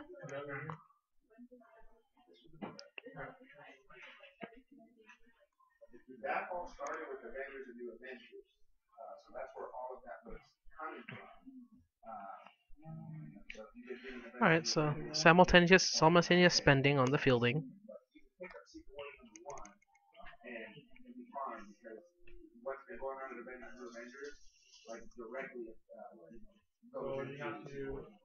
And then mask and a question mark, yes. So he does have the mask, he does have the question mark. Really good for whatever he's gonna have planned. He does have the sidekick. Not sure how much damage he'll be able to generate this turn. Robert does have 18 life. Ken is on his heels with a 17. Alright, so he does use the Relentless he brought. And it looks like he is going for a big swing, but let's just see how big it is going to be. He does have that question mark energy, so he does have some decisions to make.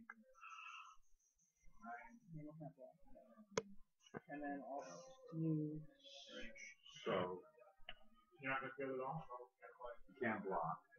Well, you can just use one going to redirect that.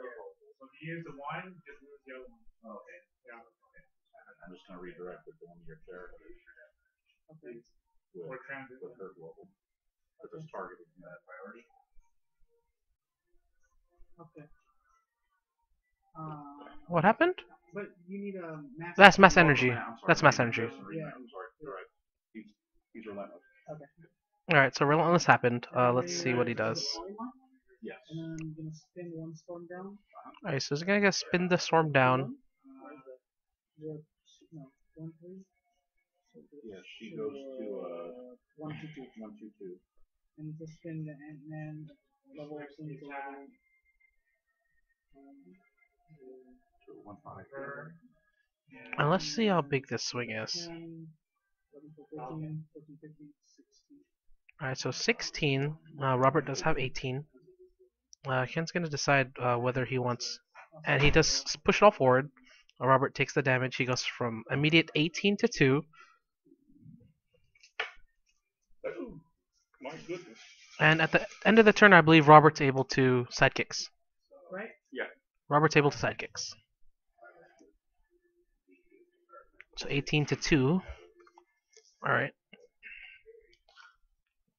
So Ken's gonna be starting from scratch and somehow has to get 2 damage off out of Robert before reaching 0. Let's see what he does.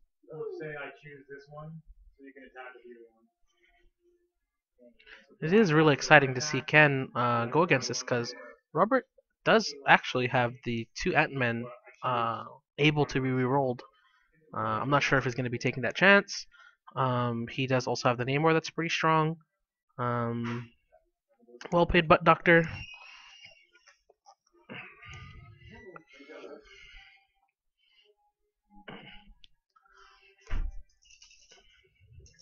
We'll have to see how that attack pays off.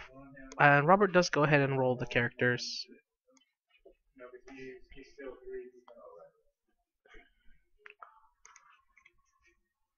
Alright, so he has the 1 fielding cost for the 1 Ant-Man. A bunch of energy that he can choose from. That was his reroll, so let's see how he's going to proceed with this.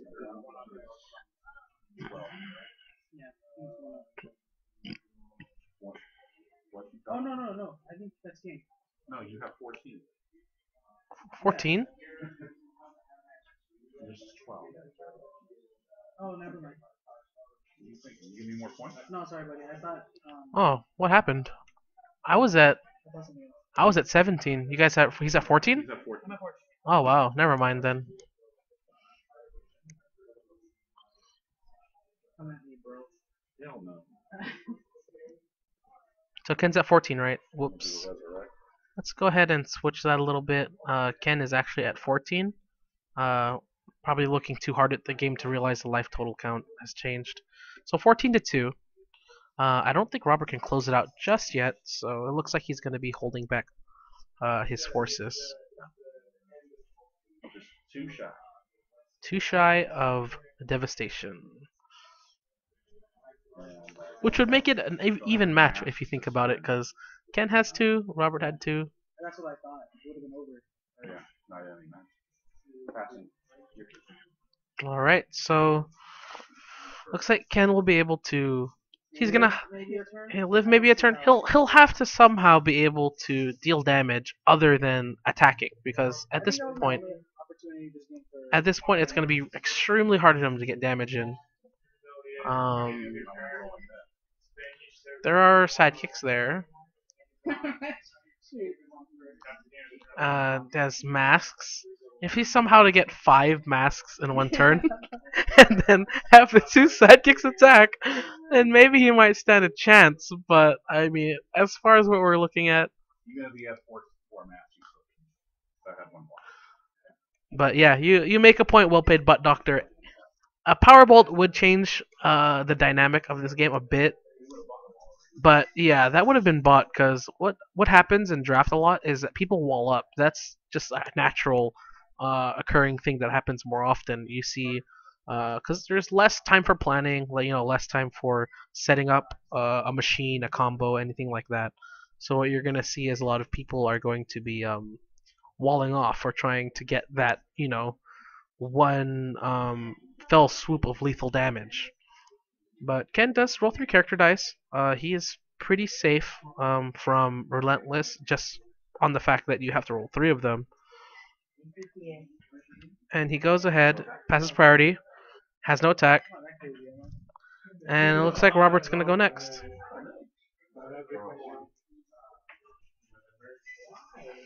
Alright, let's see what they roll. It's pretty much gonna be if Robert can get one big swing in, or Ken can manage to bloody his nose for 2 more damage. Alright, Polymorph does roll. Polymorph's been doing a lot of work for Robert this game. Let's see what he decides. What'd you do? I don't think he is able to utilize the Polymorph offensively unless he buys something. Um, Oh, but other than that, is it every time you take something out of your bag? He used your PXG against you, huh? Because how do you afford a 7-cost Magneto? alright. Robert does go ahead and reroll all his sidekicks. It looks like he has a particular thing in mind. He does roll a sidekick. He rolls those bolts he really didn't want to roll. I'm guessing maybe or masks so that he's able to swing in finally. But it looks like he'll have to delay that just one more turn because you see Robert, he's having this just gigantic wall that he's going to be swinging with next turn. It's always next turn because he's not able to have the energy for it. So everything's being delayed just for the fact that mask cannot be rolled. I just realized. But let's see what he's going to be deciding. Robert still has his machine working, so what that means is that when that Falcon attacks, all those psychics are still going to be unblockable. He's been using that particular strategy since the beginning, and it's worked pretty well for him already. So he might be doing that. We'll have to see what he does though.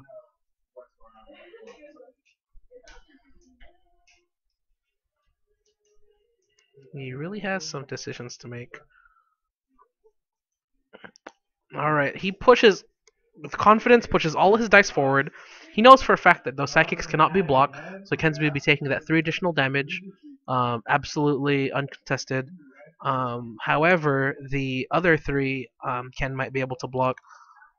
Ken knows that he has 14, so he's going to be doing some calculations in his head. I'm assuming what he's going to be doing is he's gonna be taking the damage. This is a very popular move with Ken. What he does is he'll take that initial swing, leaving him with how much life?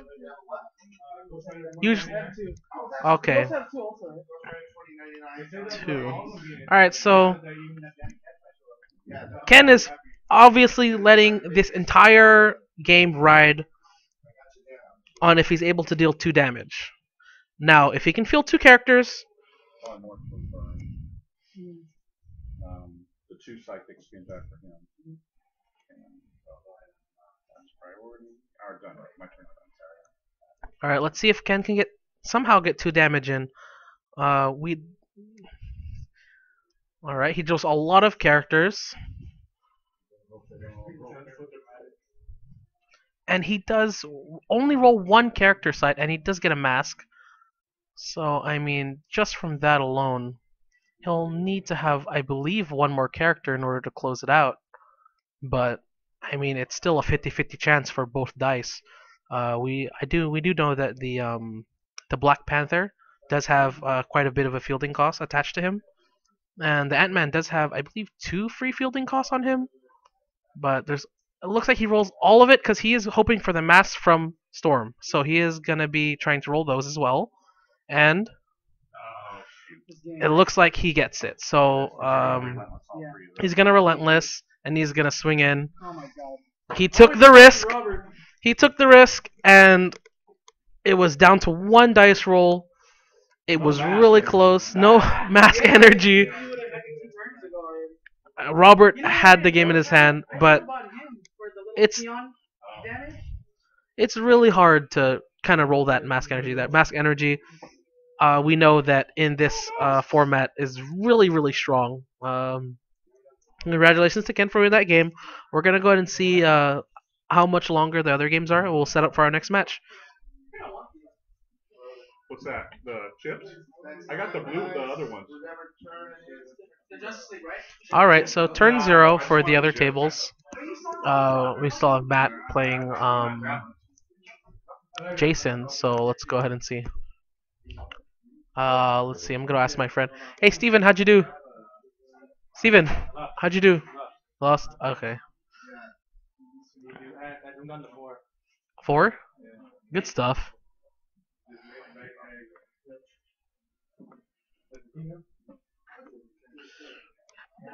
Pretty close game, guys. Good job.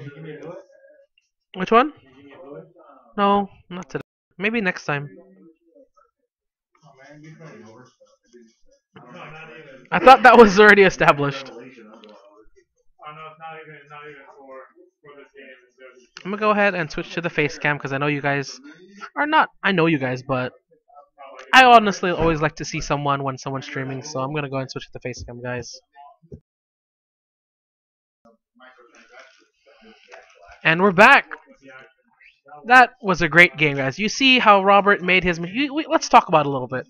Alright, so the premise of Robert's deck, his machine, ideally he wants to have that Namor fielded.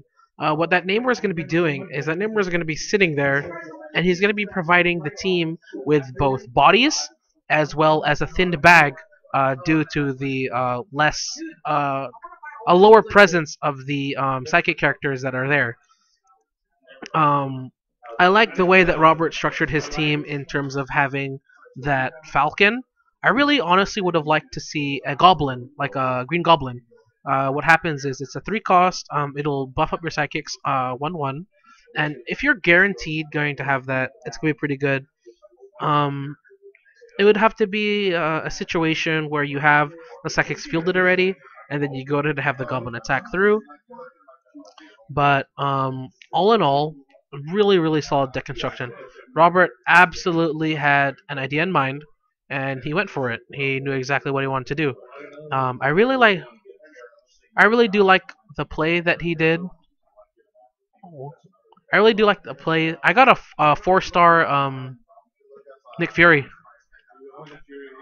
It's cool. Oh, sorry, I'm talking about Puzzle Dice Masters or Marvel Puzzle Quest. That's off track. But I'm surprised Robert was able to grab so many Ant-Man dice. I have no clue how many were in the pool, but to grab 3 in a rainbow draft is pretty amazing. He's able to have so much utilization. Even the Psylocke dice, it makes no sense. He's able to grab so many value cheap dice. We're talking about 4 of the Psylocke dice. It's crazy. It's a huge amount when you think about it.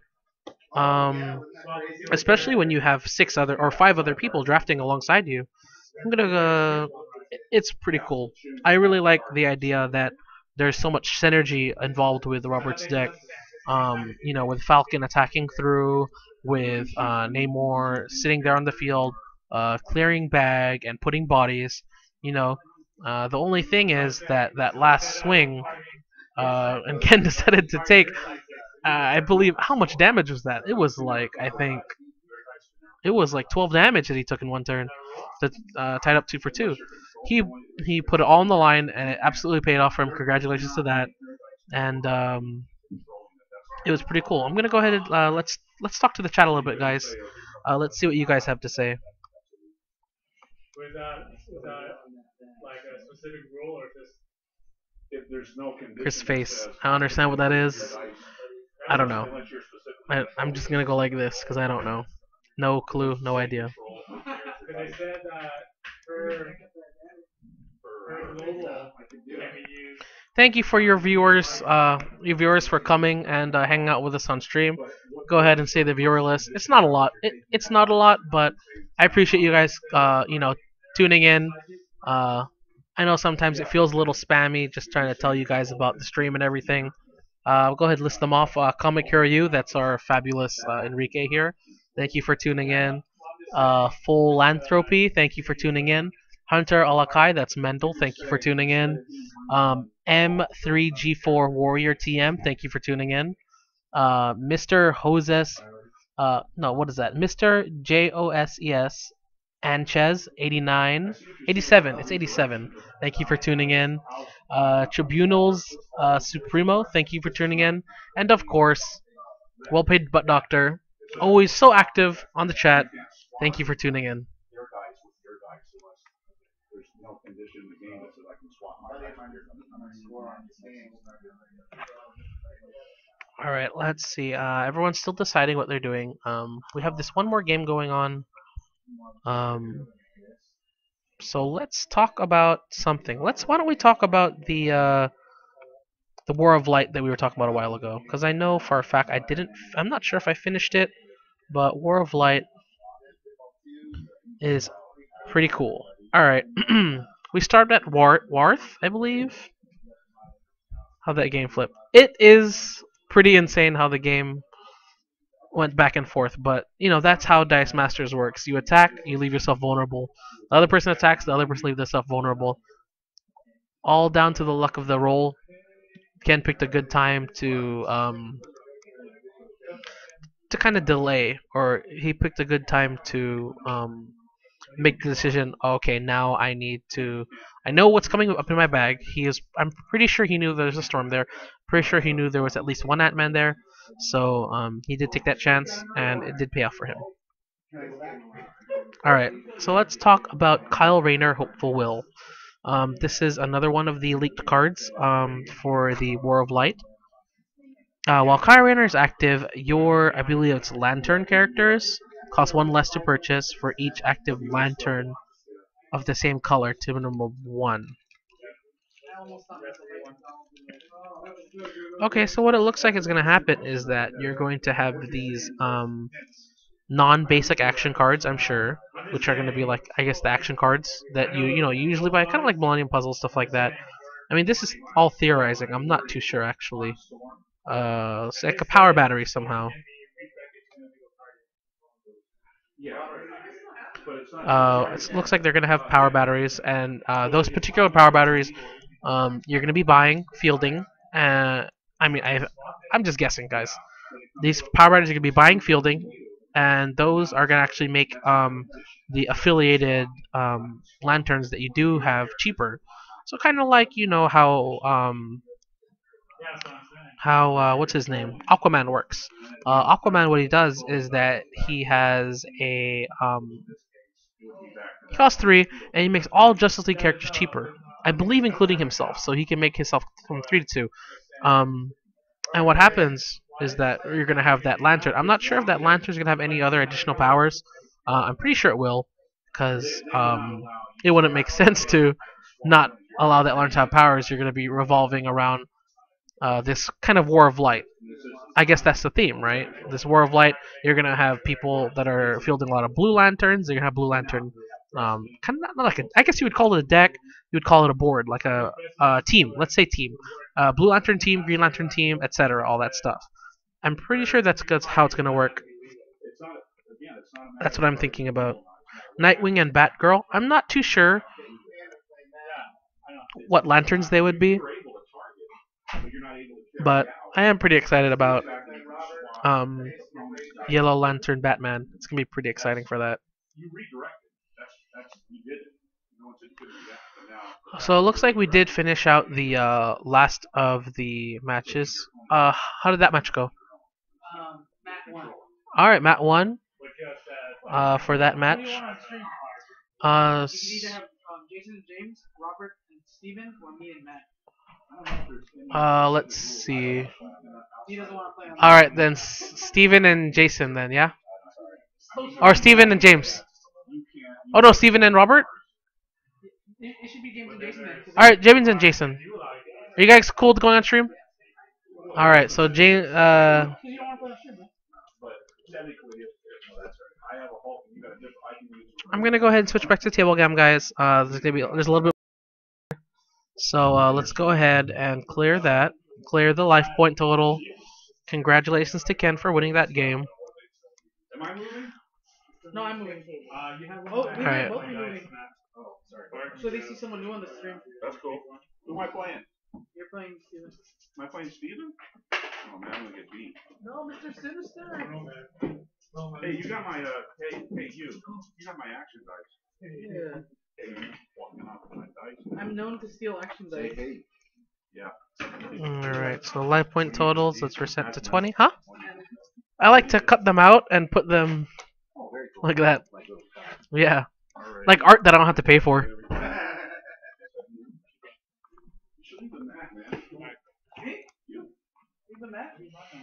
I would like to point out that it takes no sense from a flavor perspective. The two Batmans are technically different people, but you can't put both on the team for some reason.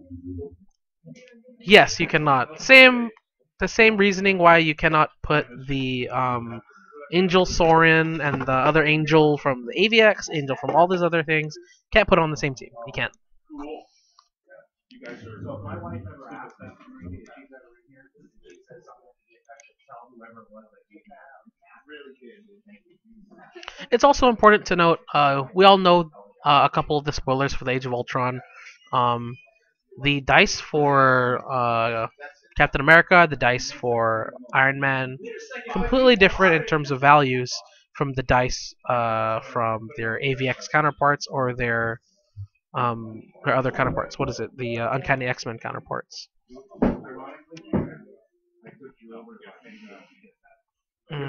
Worst drafting ever. So bad. All right.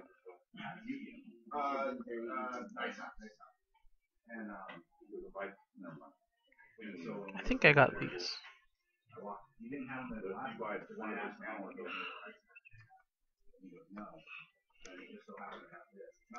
I think I got this reversed.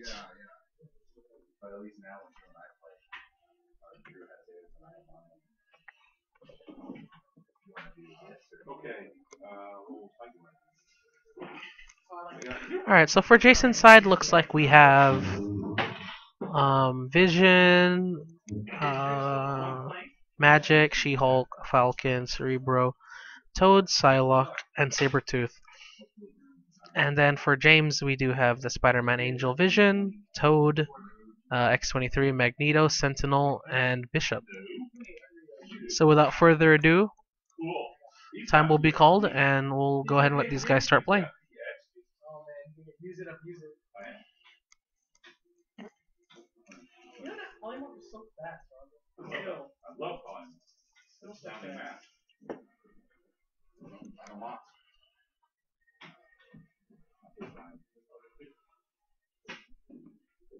What's a character that's in your use file? You swap it in your field. I have a tape that's a name on it. That's in your turn.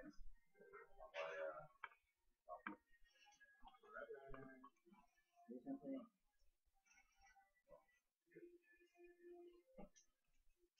That's PXG, right?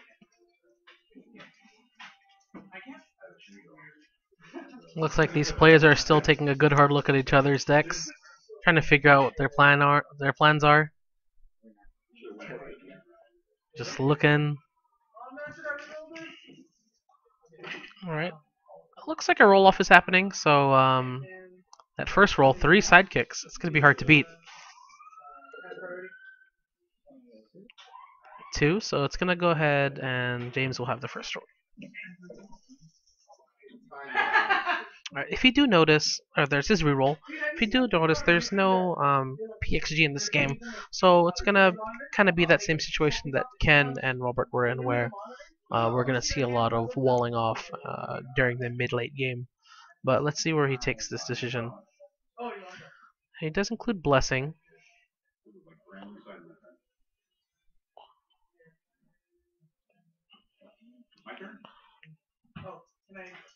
Alright, so he does buy Blessing for his first basic action card. Let's see how Jason replies with that.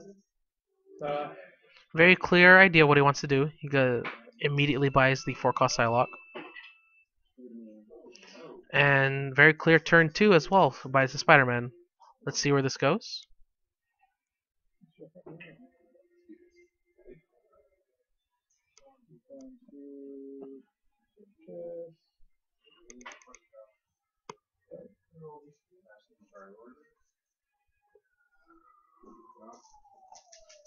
Always appreciate your comments on the stream, well paid butt doctor. I have no clue how many times I've said your name and how many inappropriate chuckles we've gotten from the people here, but you know, congratulations on having a name that's just appropriate enough to say. And he does go ahead and buy a Vision on his turn 3, I believe. So let's see. Jason, I believe Jason's going to be taking his turn 3 as well. He's going to draw any of the characters. Looks like what is that? It is all sidekicks. Okay, so there's that 3 cost. Let's see what he wants to do. Alright, he's going to be keeping the sidekick, and he is going to have 3 energy again. But let's see what decision he's going to be making. Looks like he's deciding maybe a basic action card. We do know that he brought Mystical Box as well as Polymorph, and he's going to go ahead and buy the Polymorph. Hopefully that'll pay off for him later on. We'll see that he'll be making a big purchase or trying to ramp up to a big purchase when that time comes. Alright, so James rolls all energy. He actually gets the double energy on the Spider-Man he bought a while ago, and he does buy a Toad. He's really filling his bag with a lot of good value dice. We'll see how that plays out later against Jason. He does get the 1 energy, so looks like he's beginning the process. So what a lot of people do is they'll thin their bag. Hopefully roll a lot of characters. And at the same time have a lot of energy. Hopefully those characters come along at the same time with that polymorph. He'll be able to buy something pretty high value.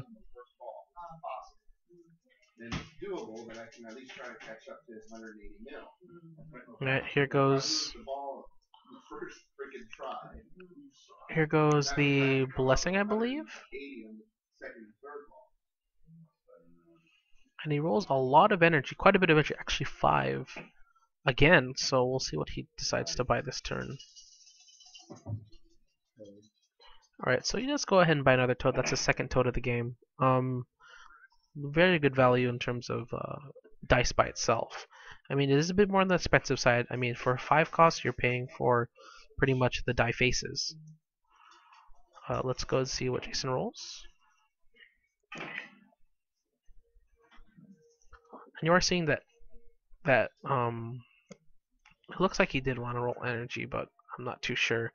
In his bag, he does know that that polymorph is going to be coming up soon. So let's see what kind of purchase he does make.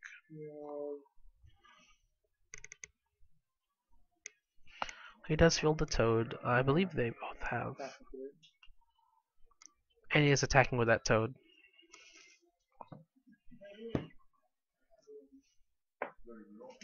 James, you took 3 damage, right? I believe James took 3 damage. Let me go ahead and update that. Okay, there's the roll and reroll.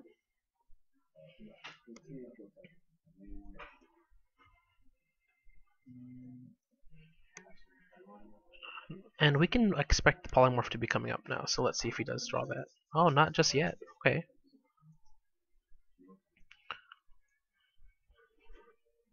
Hopefully he can make a pretty big purchase here, so he can have that bait for later on. there is the problem of him running out of things in the bag. Because what's going to end up happening is once it gets refilled, he's not going to be able to field anything because it's directly from the use pile. His bags will be refilled. Anything that he does have or will have there, like maybe even a toad or something like that, won't be coming back. Let's see what decision he makes.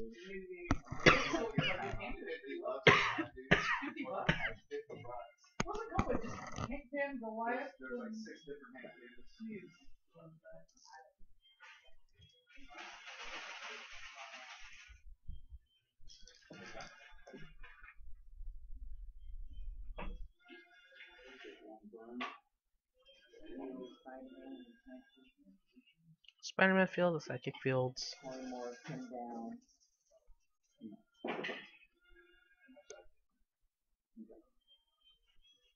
Do its ability. Doesn't do its ability. Leave it on until someone says. It's my turn to. Yeah, good. Oh, my turn.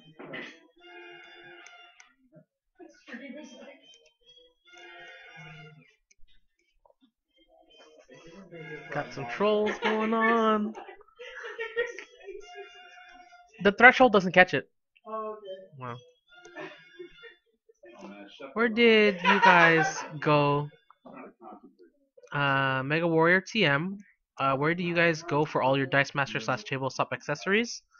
A lot of the tabletop accessories between the people, I know that Jason himself, I believe he gets them made for him and he designs them himself, so he's able to have the exact layout that he wants.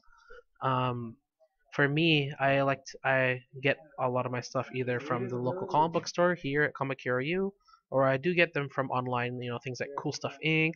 or like Troll and Toad. We get all our Dice Master stuff from. But for the most part, in terms of storage, personally, I go to this place. It's called Daiso.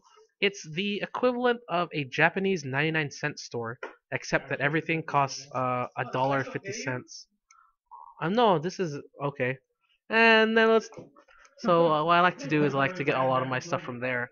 A lot of things like dice, things that are pretty much accessories for like jewelries. A lot gets used for Dice Masters. So stuff like Joanne, stuff like that. A lot of people go to Michael's for their stuff. But it really depends on how you want to store your things. I know that a couple of the guys here did actually go to Michael's or the Joanne's around the corner and go ahead and buy containers for their dice and cards because they're actually really efficient in separating a lot of your stuff that you want to do and keeping everything in line. Staples too, any basically office supply store that you have. You're gonna be finding folders. Online you can find those Ultra Pro sleeves, the 9. A lot of people organize their stuff that way. I know my friend before, Steven, he used to keep all of his dice in just this big plastic bag. It was the most terrible thing you've ever seen in your life. He's smiling at me right now, just the most disgusting piss face in the world, just so angry. But yeah, he used to carry his stuff in a bag, and he would have to dig through his bag, his little plastic baggie. It smelled like sandwiches, and he'd be digging through his bag trying to find his dice. When he finally, decided he needed to upgrade, just from having your crap in a bag, he went ahead and went to Daiso, the place I was telling you guys about, and it's only, $1.50. He was able to find this really nice container. I believe it was like for containing like lunch or maybe some kind of like hardware, like screws, stuff like that, like to separate. And he's actually able to fit a lot of his dice / cards / everything in there. And to this day, he's been using that. So it really depends on how you want to divide your stuff. Later on, I can show you guys how I organize my things. It's a little bulky, but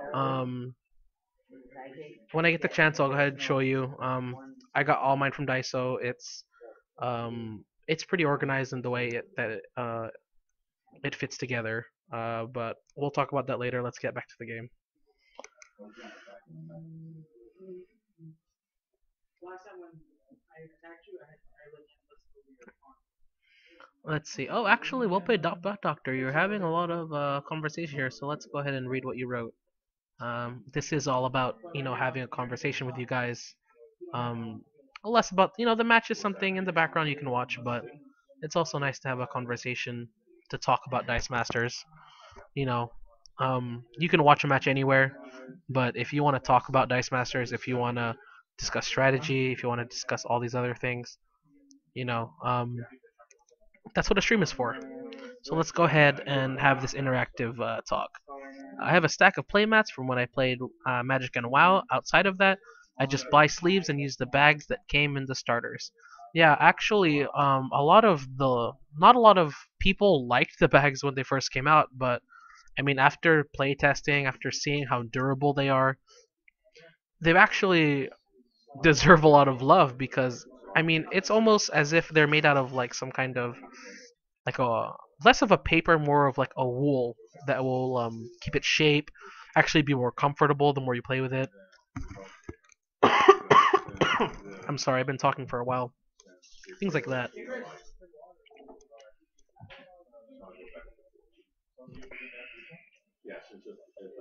Let me go and get some water. Hold on, real quick, guys. No, he was a one. He was 2 attack 1. So I knocked him out. He knocked me out. So he was still KO. All right, we're back. Yeah, a lot of the stuff I used to actually be really into Yu-Gi-Oh personally, but then after like a couple of few sets came out, I became discouraged on playing the game. Dice Masters had just come out with their AVX set, and I absolutely fell in love with the game immediately. So what I did was a lot of the storage that I used for Yu-Gi-Oh in terms of deck boxes and sleeving, that all actually translated pretty nicely into Dice Masters, as well as a lot of the games I used to play with Magic the Gathering all translated to Dice Masters. Um, the sleeving a little less maybe on the Yu-Gi-Oh side because the standard sleeving and the smaller sleeving are a lot different. I mean, you're gonna have this absolutely huge card against this little Yu-Gi-Oh card. You can't really, you know, fit one into the other. But I have been playing TCGs, or I like to call them, for quite a bit, and deck building is a pretty fun game too. When I used to play like games like Dominion, stuff like that, and I always like rolling dice, so it's honestly the best combination I can think of, and that's why absolutely fell in love with the game. Alright, I'm gonna go ahead down the line. Well paid butt doctor again, though I really should get another bag because I have big manly guitarist hands and I can't actually fit my hand, so I have to stick a few fingers and pull the dice out awkwardly. A lot of people do have that problem. What I've seen a lot of people do, they'll use like alcoholic bags. Well, they'll have like Crown Royal, or they'll have. I know personally, before in the beginning, I used to actually use a Tom's bag. Those ones for shoes. They were just lying around. And I was, you know what? These are dice bags. They are. So I went ahead and got those. Uh, for a while now, I've been running that Tom's bag. It's this just a huge bag. It's meant for shoes, but I have all these dice in it, so it turned out pretty well. And then now, I had a friend that actually went to Japan, got me a little baggie, so I'm using that now. Just as a thank you for, you know, thinking of me during his trip. It's really nice. His name's Dat, by the way, Dat Ho. So you guys probably haven't really seen him a lot. He used to regular the store, but he has a lot of things going on. So maybe next time you'll be able to see him. I don't know. Let's go ahead and go on with the next discussion. Let's see. Is there a good site that sells the OP cards? Not in particular, really. At this point, I believe it's literally just eBay. Because eBay is a catch-all place for if you want to find a baseline price for a lot of things. Usually it's eBay. I know they have a lot of inflated prices, but I mean with time, price drops or goes up. So you'll find a baseline there in eBay because they're usually the ones that have the supply. You're gonna pay more, of course, but I mean if you need the card, then you need the card. You obviously can't get anywhere else. Outside of eBay, yes. So outside of eBay, not that I know of. Alright, is AVX out of print? I had a seller cancel on me and then up the price by 50%. I'm not. I don't. I think it is actually out of print. AVX. A joke a lot of the people say is that they don't believe that Serena and Gabi exist because they're not able to buy the actual boxes. I actually do have a box of AVX here that was recently emptied here at our friendly local comic book store. Here we still have, lots of D&D, lots of Uncanny, all that good stuff. AVX as well. I'm not sure if we have AVX. I have to ask the store owner. Is there any more AVX? No, right? I've got 2 more gravity keys, but we're saving those for the summer league. All right, we do have a summer league coming up. If you guys do want AVX, you can have a chance at it if you join the summer league, but it does start April 1st. But wow, you're terrible. I am absolutely just going on, not thinking, just talking, and this guy is just absolutely just on me the entire time. Cannot believe it. He has the stupidest face I've ever seen in my life. We all know that my brother is a troll. I'm gonna go ahead.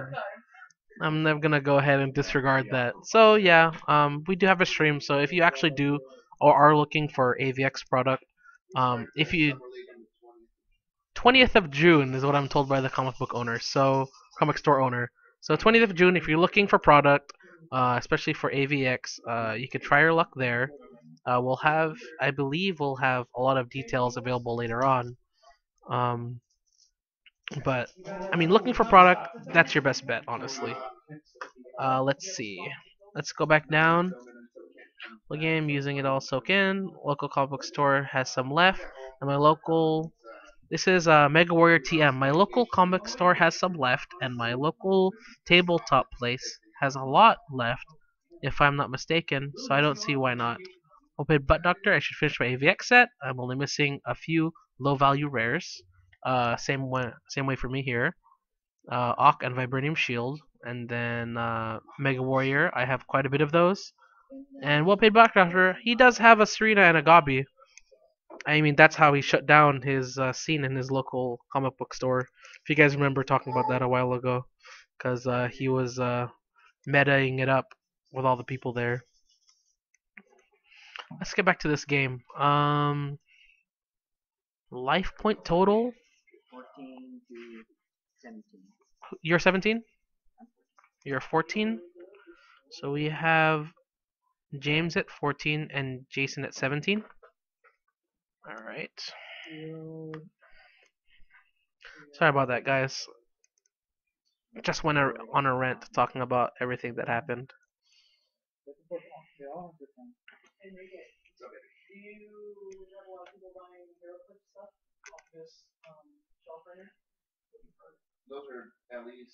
are tournament prizes. When you come play, you can basically, it's like how I have the stack of cards for. Oh, that's it. That's the equivalent. Do you sell your picks too? All that stuff on there. But not singles.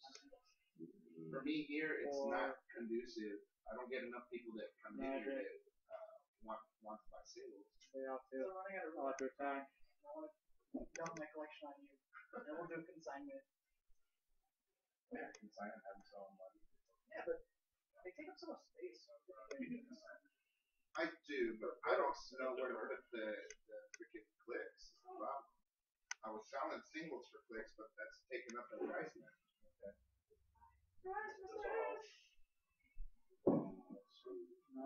Spin him down. Spin her up. 6/6. 3 to toad. Well-paid Butt Doctor. I actually didn't know that the super rares were hard to get or were valuable until I saw the prices on Cool Stuff Inc.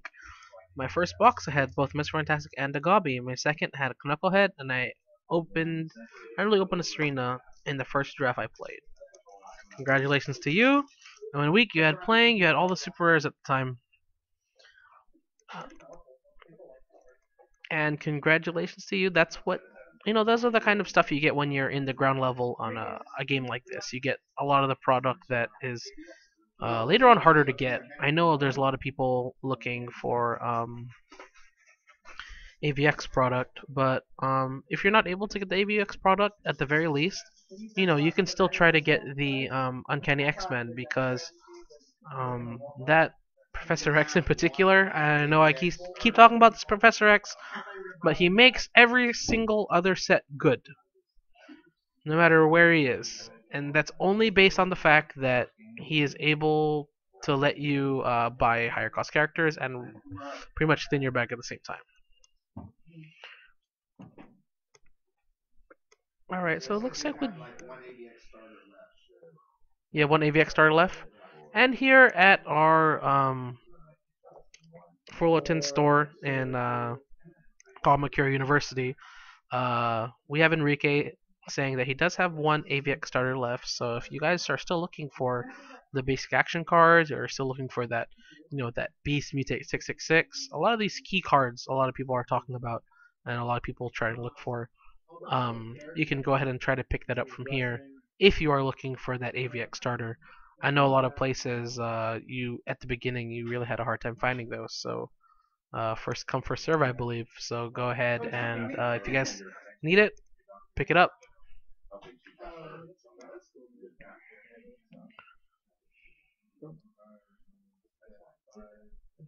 I don't know. It seems like the game still revolves around AVX. I agree with you. Full Athropy. To a certain extent. I do like the fact that Constantine came out. I keep talking about this. Constantine Hellblazer. Good card for delaying the meta. Not defeating the meta, but delaying it. In the meta, it's going to be really hard to change, because the way that Green Goblin works, the way that Serena works, it's going to be really hard to try to make those cards less powerful, because of all the new mechanics. Everything's going to change, everything's going to change. A lot of the time, what's going to happen is a lot of those cards are going to... A lot of the fielding cards are going to have a bad time. You're going to see... Excuse me. Excuse me.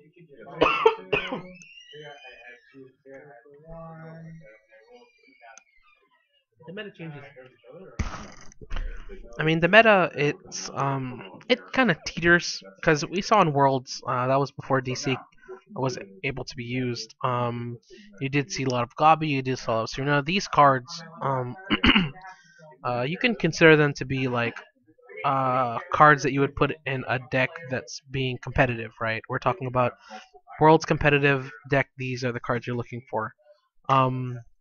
And I don't think it's kind of hard to make those cards less prominent, especially when a lot of the cards that are coming out, the buffs are just multiplying the usefulness of these cards. Like I said, Blue Eyes White Dragon. I don't know if they anticipated it, but it powered up Gabi, a lot more, because now instead of leaving him on the field and chump block with sidekicks, now that Gabi, he can destroy himself. Things like Wind Rider are able to be powered up by things like Blue Eyes White Dragon global. We have other globals such as, let me see, off the top of my head, I'm trying to think. Oh yeah, of course. We have our D&D set, the Magic Missile. Absolutely, because that set really changed the game for Nova. We talked about this already. That Nova, all of a sudden, now during the attack step, you can bolt yourself, get stronger, or bolt yourself, damage your opponent, bolt yourself, damage your opponent. So a lot of things like that turned out pretty well for those cards. So when you're talking about cards that power other cards, a lot of people like to dig into their archives of... I know, especially me, though. A lot of people like to dig into their archive of cards that they've been collecting. And based on that, they go ahead and make a deck. Things change with superheroes, things change with Dungeons & Dragons, things change with Yu-Gi-Oh! And with that, a lot of the meta will be changing.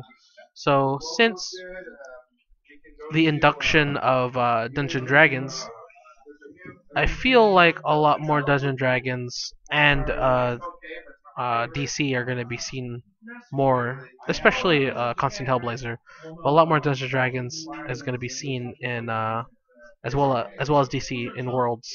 That's what I believe.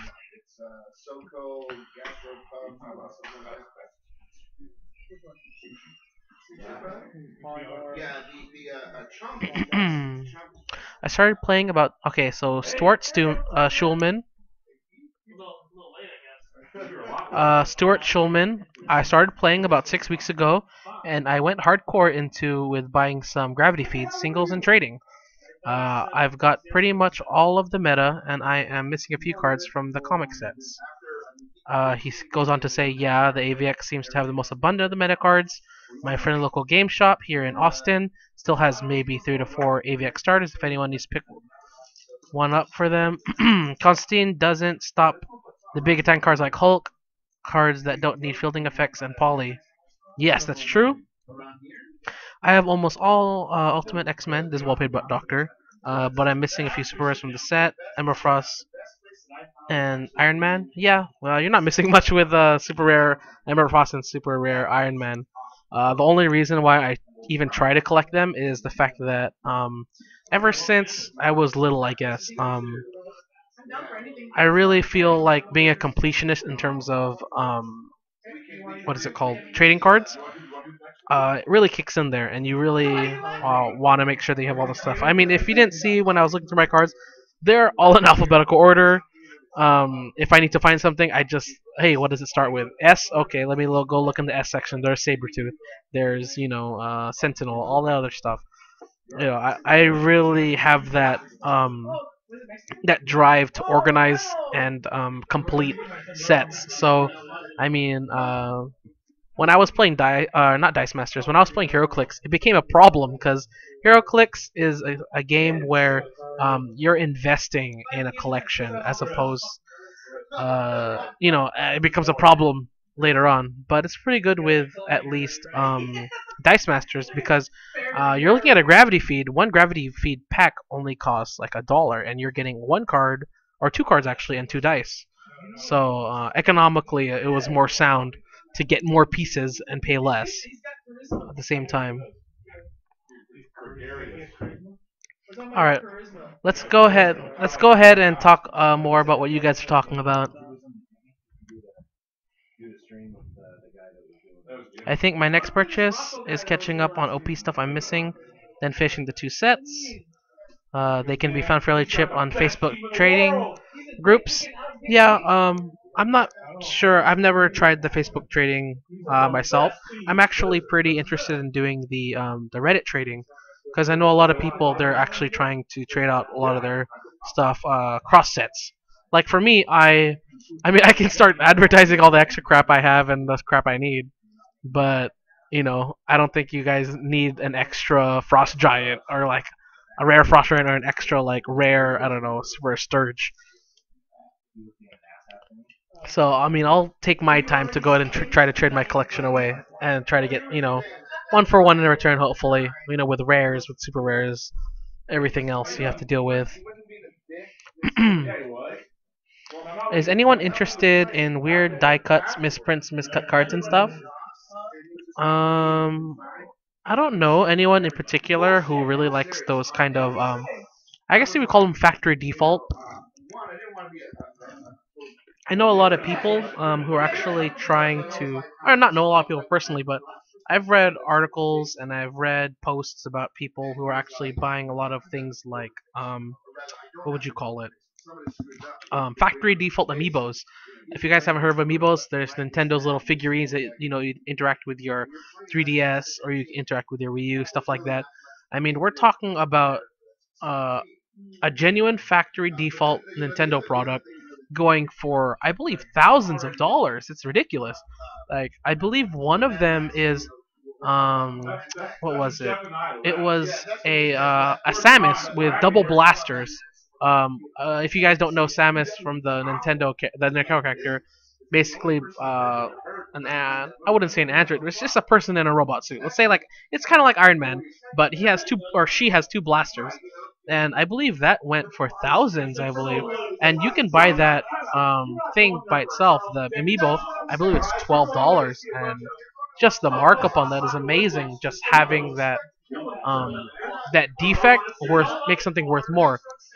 Even crazier, there is I don't know if you guys know this character. I'm pretty into amiibos, so I'm not gonna go too much into it. But there's even this character, Diddy Kong. He's missing the bottom part of his jaw, like he's missing something, and not like, oh, I put an extra blaster, even though that looks cool.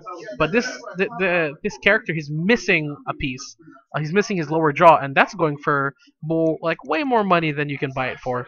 Um, Even on top of that, we have a character. I'm not sure if you guys are familiar. Some people may know her as Princess Toadstool. Other people know as Princess Peach. There was some differences in names I know, but I don't know the exact lore about that. But this particular amiibo character is missing her legs. Like, her legs are not on the stand. So basically, the stand is just standing on this stick that's standing the character itself up. But I mean, the package is unopened, and it's just missing legs. Now, I believe that went for like $10,000. You can buy that for like $12. And that factory default, I know it gets a little crazy, when you have things like that. I mean, you're gonna it's a really like kind of niche kind of thing. Do you need something that I mean, you want something that's messed up, or proof of something that only like maybe like 100 exists, or maybe like 2 exist. I know Pokemon, the trading card game, I played that too. Had a lot of default or defects like that. There were a lot of cards that were it was just completely holographic background. It's completely a misprint, but those cards are going, for a premium price just because of the fact that they don't exist out there. They're rare. And rarity sometimes, I guess, or not I guess, but rarity sometimes straight up equals just money. It looks like the game is over. What happened? Magic, yeah. Who won?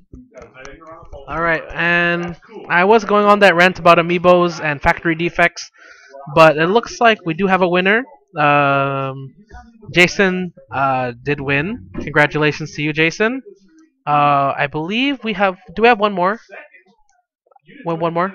I believe we have one more match. I'm gonna go ahead. I know you guys have been talking in the background for me.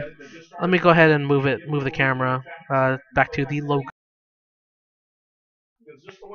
Alright, I know you've been talking behind everything because I've just been talking about factory defects. So let's go ahead and pick up a couple more of your questions, guys. You guys might notice this format's a little different.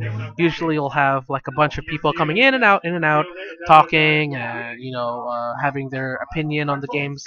But since I'm odd man out, let everyone play all that stuff, and then you'll just have to listen to me this entire time. A little bit of like all the guys in the background, just trolling a little bit or having a little bit of fun. But I'm gonna go ahead and talk to you guys on the chat, and we'll see what's going on here.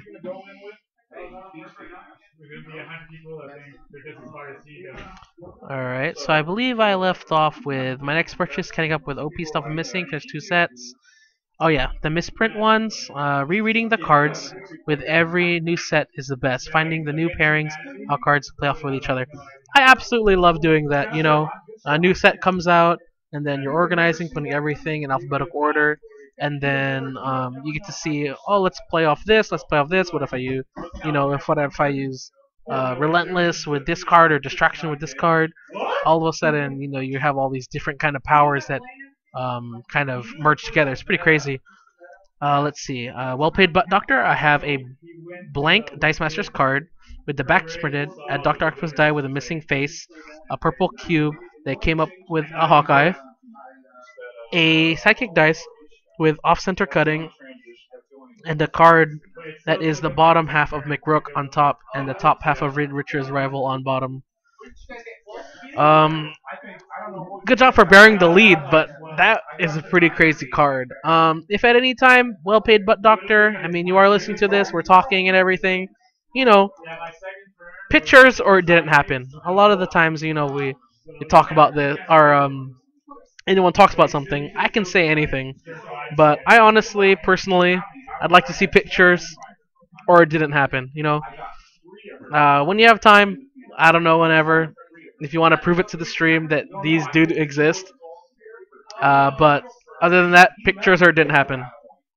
All right, Mega Warrior TM. I love Dice Masters for the fact that it costs $1.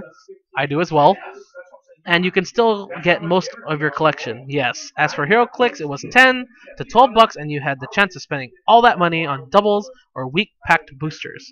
I agree with you 100% completely, because when I was opening Hero Clicks boxes, I believe it's what, 6 or 7 or something like that to a box, and you're paying $15 for that, so $2 a click, I guess, for one click. But then if in Dice Masters you get 4 pieces of, well, I guess you can include the card, but in Dice Masters you get the 2 dice, the 2 cards, sometimes 2 completely different characters, sometimes, for most of the time actually 2 completely different characters.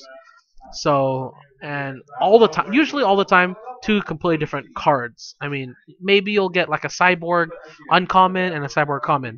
I mean, even though you're still getting that, what I like about Dice Masters is that your duplicates didn't go to waste. A lot of times with hero clicks, the only time you're collecting more than one of a particular kind of hero click, it's like a minion. So let's say you want to make a team with like a bunch of minion characters, you're gonna try to be pulling those minions. However, with Dice Masters, I mean, you could be happy pulling a Constantine like uncommon like 3 times. Oh, hey, look, I got 4 Constantine dice. It's pretty great that you're able to just make use of those multiple um, iterations of the card, because what a lot of us do here is we'll have friends, that'll want to play the game, learn the game. A lot of the times I often offload all of my just extra commons, stuff like I'm not going to be making a lot of money on, or stuff I'm not going to be worried about losing, stuff like that, and fill out my friend's collection. The game really encourages camaraderie. It's not about like trying to make a quick buck, like, a lot of games like Yu-Gi-Oh! A lot of people try to get the turnaround cash for it. But with Dice Masters, you get so many extra crap. You mean you're playing drafts all the time? You're opening like an entire gravity feed to ensure you at least get a super rare. You have a lot of commons you're able to just hoard. It's your choice whether you want to give it to your friends or you want to try to piece them out, sell it. But a lot of the time, what we do is that with friends, we'll just go ahead and fill their collection out, or people that are interested in the game, like we'll just give them what they need. Because honestly, the only way to get basic action cards in this game, efficiently is to buy the starters. But when you buy starters, you're buying a set of basic action dice. You're buying a set of basic action cards. You're buying a set of psychic dice. I honestly have more psychic dice than I know what to do with. I lose a psychic dice sometimes. I really don't give a, like, I don't care, because I have so many action dice. I've bought every single starter that you can buy. So I've bought AVX, Uncanny, Yu-Gi-Oh, Dungeons and Dragons, even Justice League. That's 5. So I mean, 5 times you get 2 sets of psychic dice. So 5 times what? 16. That's like an ungodly amount of psychic dice that I don't need at all. But I'm okay with giving to friends or just like letting them have. Like, you don't need these dice. This game has room for so much excess. You're able to just. I agree. The game has rooms for so much excess that you're able to just share. And hopefully that's the kind of mentality that this game encourages. Just the ability to help out what you need to help out and try to get more people into the game. Because a lot of the times what you want is you want a lot more. You want to build the community, obviously, because building the community, it helps to enforce. It helps to grow the game. You're gonna have. I'm pretty sure that WizKids or whomever is going to have a set amount of people buying the game. I know I'm buying like 2, 3 gravity feeds for Age of Ultron, but where the game really grows is when you have different thinkers, different players, different people just going into the game and just trying to learn to play. And it's really good, to have all those new people, new blood, fresh blood, all the time. We're really trying to build the dice scene here. That's why I felt the need to just I said I'll just stream. I'll just stream us playing. I'll be interactive, with all you guys when we're talking about Dice Masters, when we're talking about whatever. I mean, I'm talking about Dice Masters, all of a sudden I'm talking about amiibos. It's really crazy.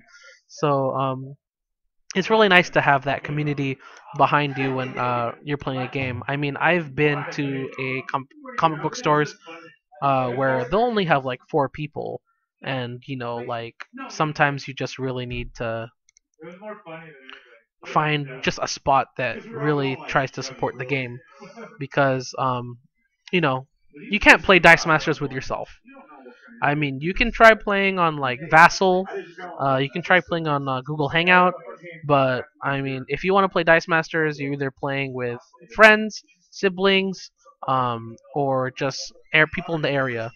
I like that this game encourages that there's so much extra, so a lot of people are going to be, or at least me personally, giving away a lot of their stuff. I don't need it. I mean, what am I going to do with?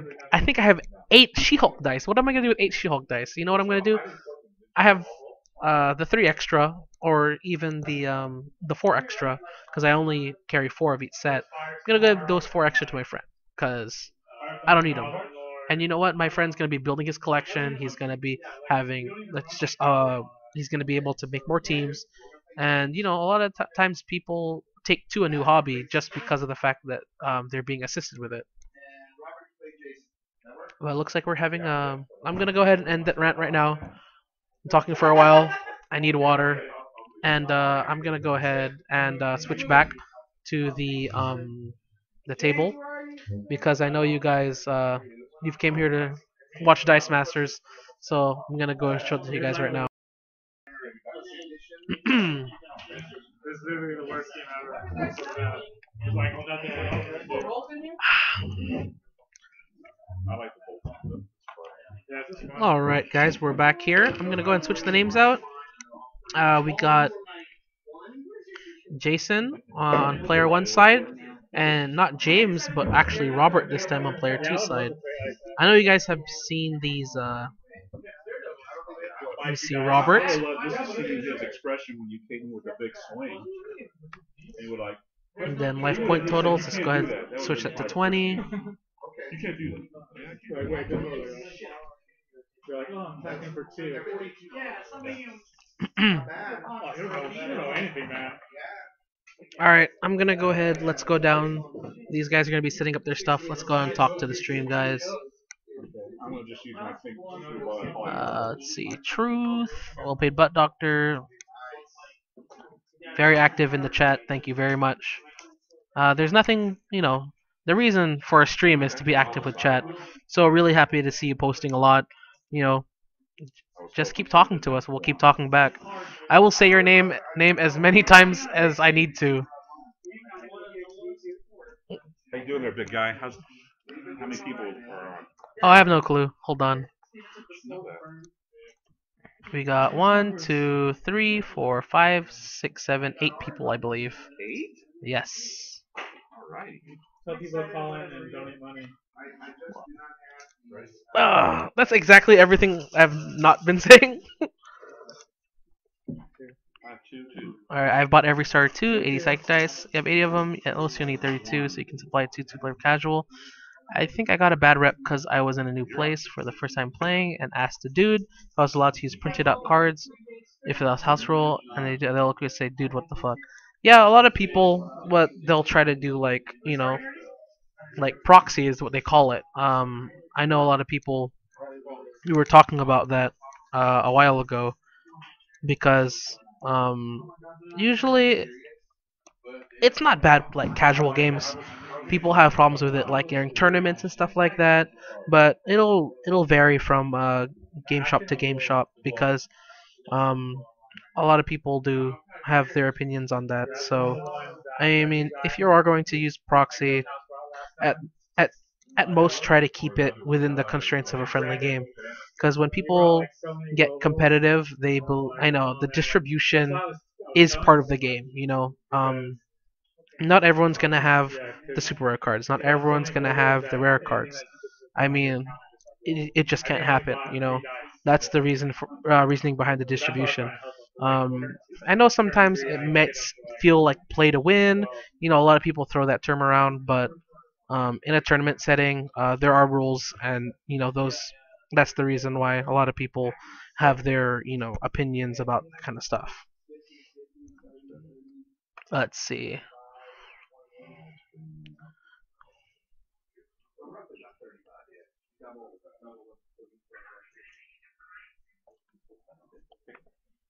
Thank you, Stuart Schulman.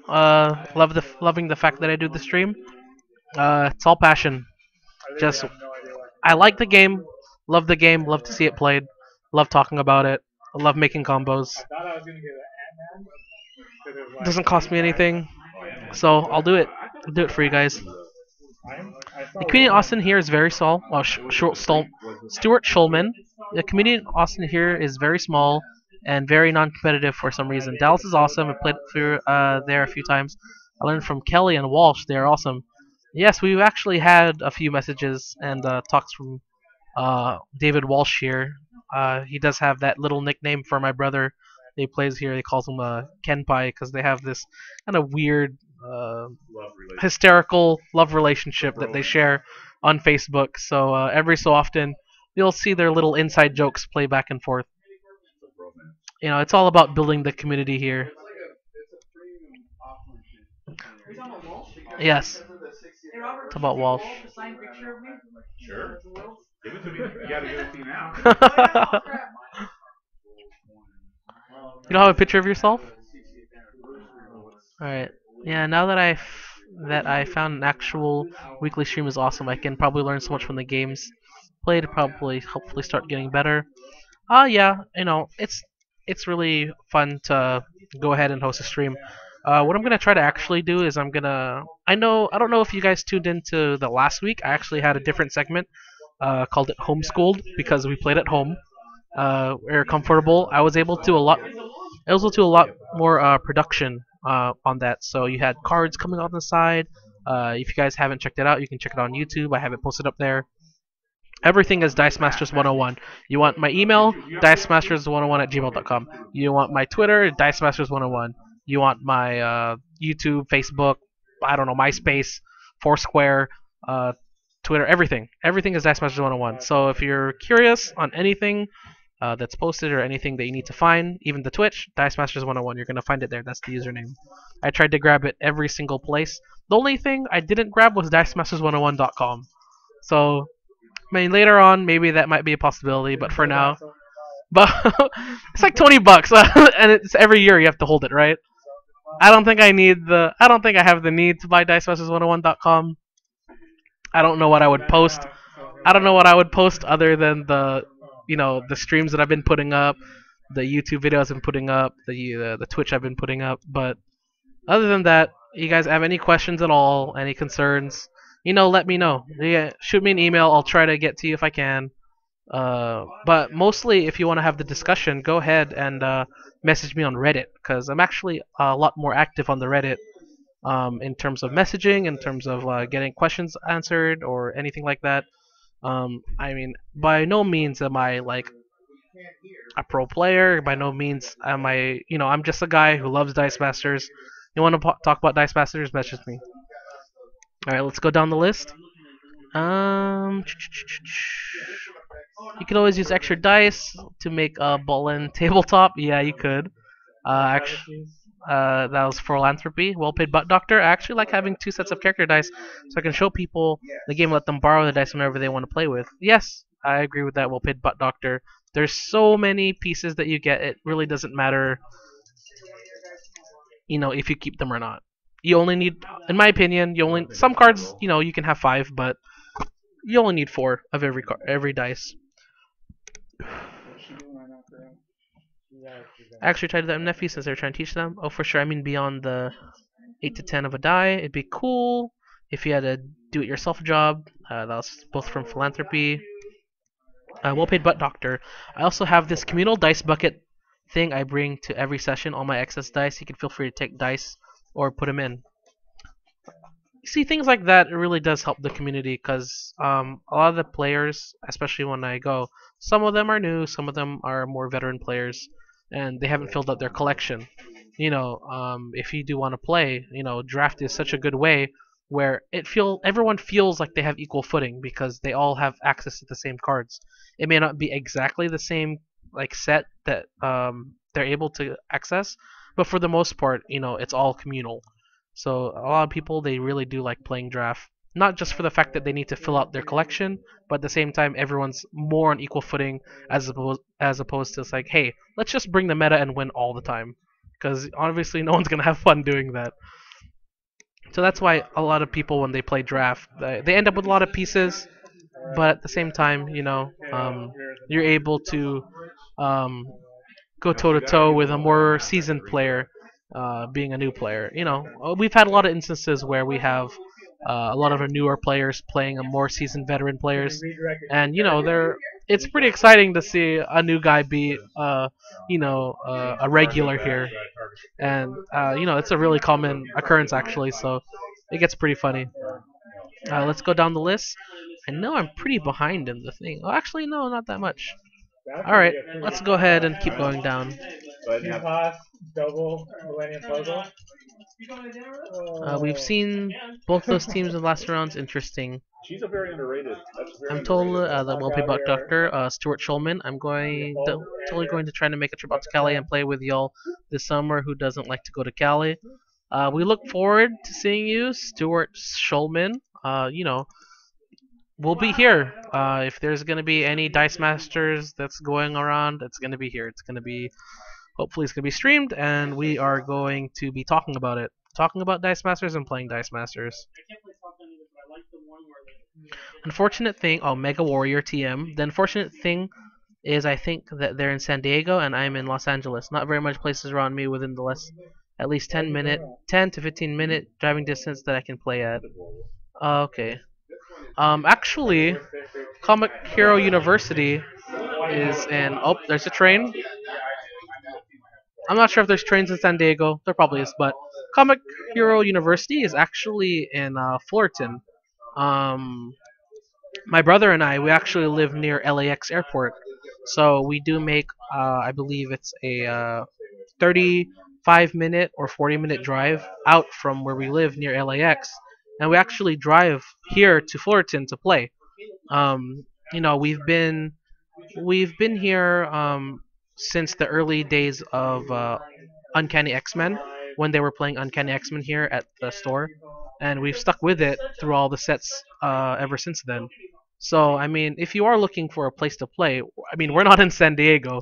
We're here in Fullerton, California. So if you're looking for a place to play, come on down. We'll be here playing Dice Masters every day, or not every day, but at 7 o'clock. No, not at 7. 5 o'clock on Thursdays. 5 o'clock Thursdays, we'll be here. Fullerton, I'm in Bellflower, so I think I can actually make it to the trip and make it out to you guys. Go to a website for your schedules and stuff. I can check you out. Yeah, you guys can check it out. I mean, I didn't know you guys were you were so close. M3G4 Warrior. I had no idea you were so close. Yeah, we're here in Fullerton, California. Super, super, super close. I'm sure, because I mean, me and my brother here. We make the drive out from LAX area, so that's why I was surprised when you said Los Angeles, because I mean that's pretty much where it's at. Pretty crazy. So yeah, if you have time, make it out. We'll be here. Excuse me. We'll be here every Thursday at 5 o'clock Pacific Standard Time or Pacific Daylight Time. It's PDT, Pacific Daylight Time. For Mountain Time, I'm not sure for you guys and all that stuff. I'm not really into the whole time zone thing.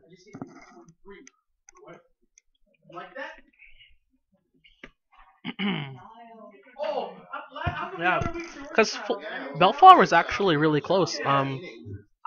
If you live in Bellflower, I know for a fact that you know the 91, because that's literally what Bellflower is. I mean, the 91, I'm taking freeway all the way down. Here I hit Fullerton, and then you're there.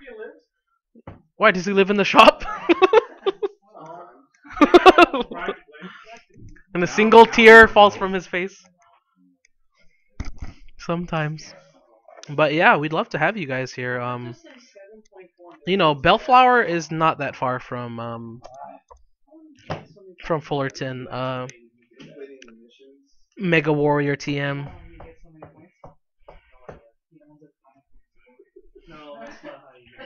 Yeah, you make it sound like it's.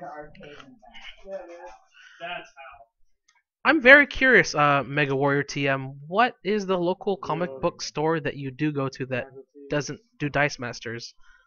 Because I've been to a couple stores where they do Dice Masters or they do only Magic. I know for a fact that the reason we didn't play Dice Masters on Friday is because Magic is the dedicated Friday scheduled thing to do. I mean, it's convenient for everyone to watch or convenient for everyone to come out. That's why, Thursdays we're playing here because usually all the comic book places or usually all the people trying to watch, games being played, they're looking for Magic the Gathering. But when it comes to Dice Masters, we were trying to make it so that on Thursdays is going to be the Dice Masters time to watch.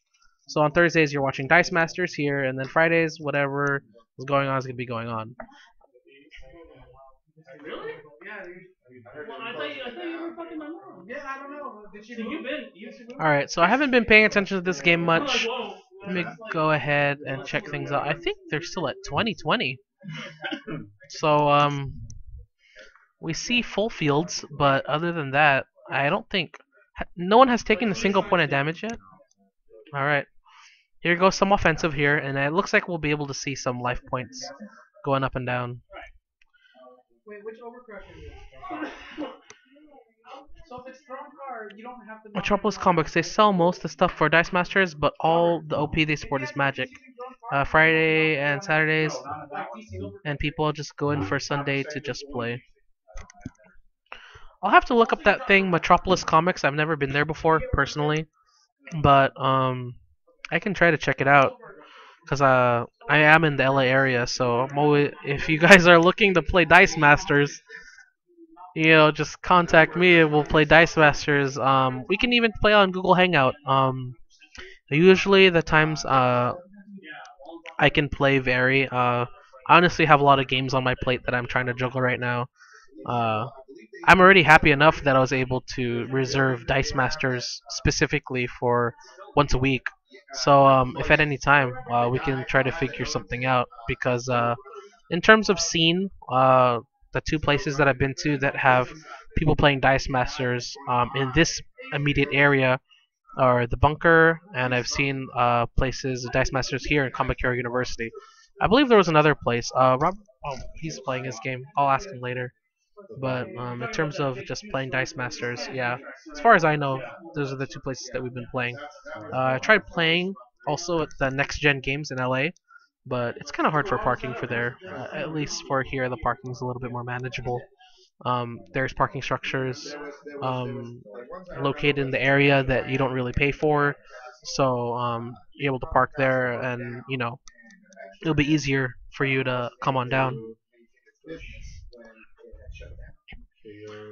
For us here at Comic Hero University, I believe what we're trying to do is we're trying to do a draft and then a constructed. So there'll be time for drafting for 1 week, and the next week they're going to be trying to do constructed. So what you'll see is you'll see a mix of people wanting to try out a lot of new stuff. By all means, all the constructed that we're doing is about trying to find the new technology that's out there but still hasn't been refined. And then when it comes to the drafts, a lot of people they're drafting whether the stuff they're missing or the rares they're drafting, or some people here are also drafting to win because this store also or still does do the Whiz Kids event system.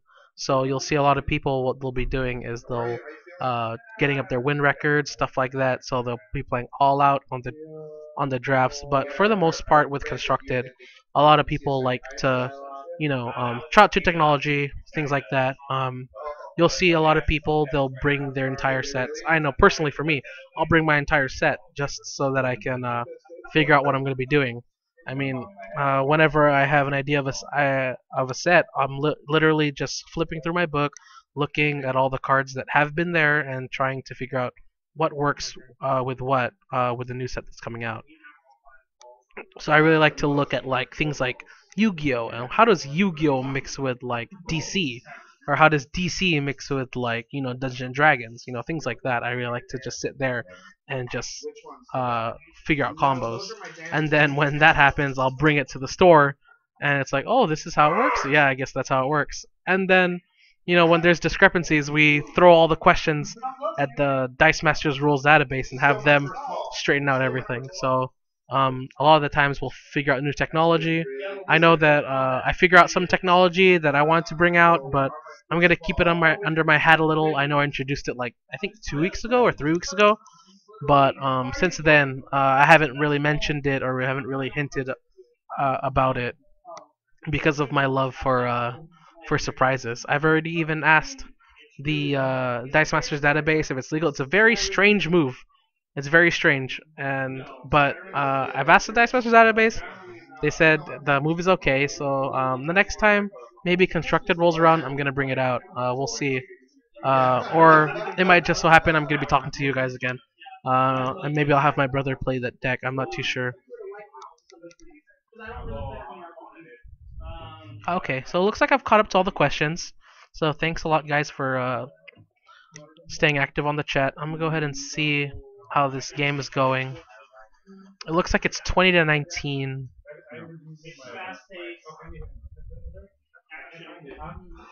And I believe Jason is the one at 19 life. That's called inflation. Whatever happened, like 75 points. Yeah, right. That's like 5 billion. Third person top down, right? No, it's third person behind. Oh, third person behind. Yeah. Which is why I said Final Fantasy 14 because it's fast paced. It's combat now. Yeah. But Looks like a bunch of energy was rolled this turn, so let's see what decisions are going to be made.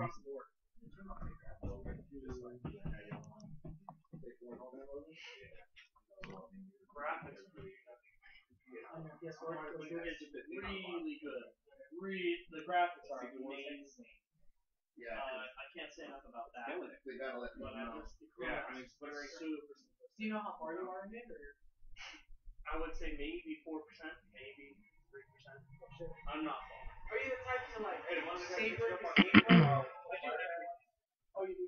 They open up a land, and then I go. I like doing that because on the hard, I'm playing on the hard side. So it's like You always have right out of the box. You always want to go the hardest. it depends. We're chatting with everybody. Yeah. Oh yeah. Demon, Dark Souls 2, and Bloodborne. Oh, so you're glutton for punishment, man. Yeah. Well, for this RPG, I like RPG. You like RPG? I got I screenshot that too. That's kind of where. Favorite set to draft? Well played, Butt Doctor. I mean, the only reason I would say this is because there's the potential for a Gobby and Serena. So, I mean, just for the fact that I like rare cards, I would say AVX.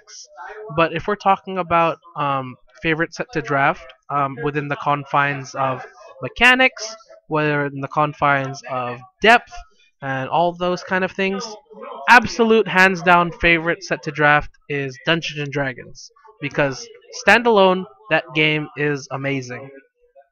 I mean, you have this experience mechanic that only works on beasts. The only time beasts are going to be in the game is when most of the time is when you're playing unconstructed. And I really like to see the mechanic of those heroes, just fielding multiple of them, having this amazing like 12-12 hero that you've been coddling, you've been raising since it was a child. This hero, um, you've been you've been desperately just trying to keep alive and trying to slay all these beasts. I absolutely love that. I absolutely love the fact that in D&D you'll have that mechanic where you're raising this hero to be this just big buff machine.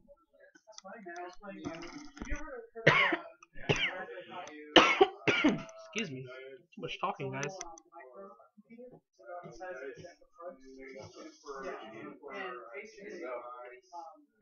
It runs on, do you know Linux OS? I know Linux. It runs on kind of like a Linux. Everything you type is Well paid butt doctor. So far, mine has been DC. Vixen aside, it feels pretty balanced. Yeah, I know a lot of people have been talking about Vixen. I know that sometimes if you go on Twitter, you can see hashtag. I think it's called uses for Vixen. And what a lot of people will do is they'll use Vixen for just the most disrespectful way you can use a card. So like they'll use it as a coaster.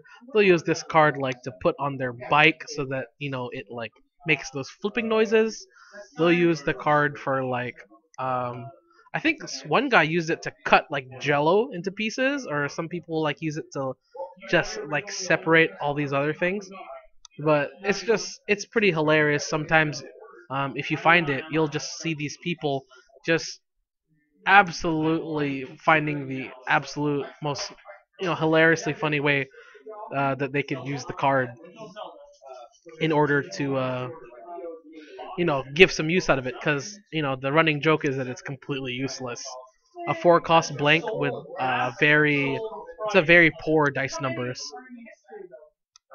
Supposedly it was actually supposed to be a 2 cost blank, but it was printed 4, so I don't think there's not much in terms of errata that people are gonna try to do about it, because it's not something like the rules change for it. It's specifically the fact that hey, this card has terrible numbers, has no effect, and costs way too much.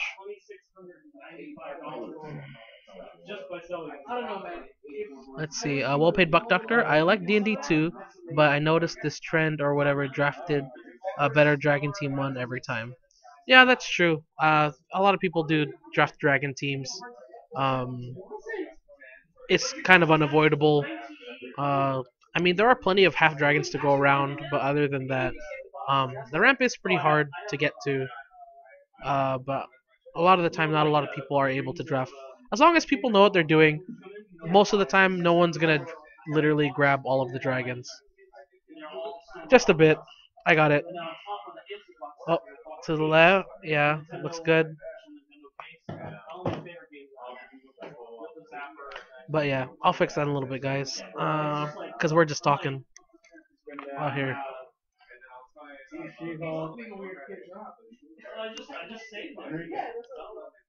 Yeah, good. Shoutouts to Robert for helping correct the stream. Let's see, what were we talking about? We're talking about D&D, Dragon Team. I feel really lame for just sticking to Marvel and DC. I feel I didn't buy much Yu-Gi-Oh! Now I wish I had. I still don't have a rare blue eyes. Well paid butt doctor, you're the same exact boat as my brother. Um, I mean, sometimes we do share cards like Blue Eyes Red Dragon, stuff like that, but we really do like our own separate sets. So what happens a lot is that he'll have a lot of cards I need to borrow, and I'll have a lot of the cards he needs to borrow. But we do like our own sets. We really do like to support the game as well as maybe we could have just honestly we could have just shared it, but we like to be competitive. We're competitive with each other, so that's why we like to have our own sets, our own stuff, our own mats, our own dice, all that good stuff.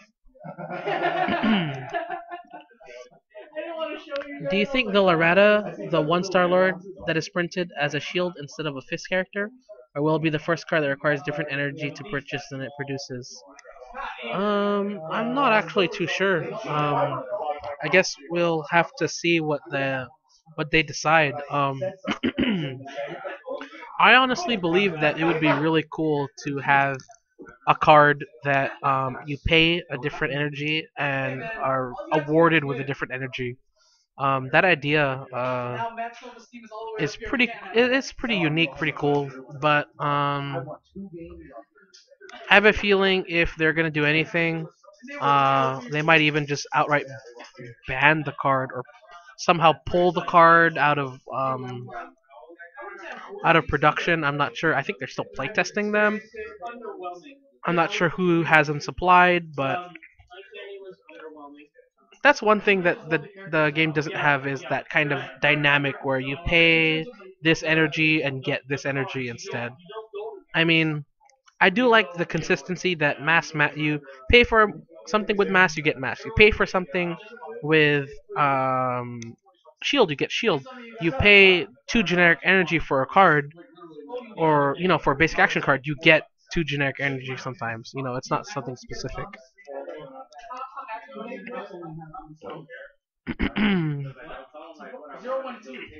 I do agree. Yeah, it's a misprint, but I hope that they stick with it because it's a nice design space. Yeah, I mean, it'll be cool if they stick with it. I don't know what they're gonna do about that, but um, I honestly would like to see it. I like consistency, but I mean, to be honest, I like consistency more. I like the fact that you're buying Fizz, you get Fizz. The fact that it's mixed, um, it, it's that disorganization of kind of that idea I don't like. I mean, even though I'm all for it happening if it happens, but personally, if I could control it, I honestly would want it to be the same energy. Because if there's one thing that this game is, it's consistent with that particular theme. I don't really want them to break that theme. Um, the thing I am actually very surprised about is the fact that they decided to have the dice that were the same. Let's take this for example. The Thor, the Captain America, the Iron Man dice, even the Hawkeye dice. Those dice are completely different in terms of numbers and in terms of icons from their counterparts from AVX and Ultimate or Uncanny X-Men. Um, I was a little bothered by that. I mean, it's nice that they have like kind of like a fresh uptake on the dice itself, on the card itself. It gives more flexibility. But that one kind of consistency that I was looking forward to on having the blue and red Captain America and the blue and white Captain America, the exact same numbers, the exact same way it is.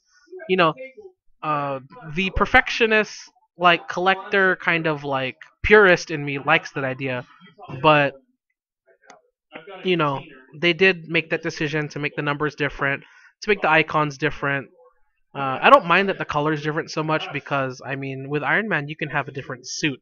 I mean, with you know what I mean? You'll have like Iron Man with like a model like Mark II suit or Iron Man with a Mark III, things like that. I'm not really into Iron Man lore, but I mean that's pretty much how I think about it. Yes, Black Widow has different icons too. Very surprised that they decided to do that.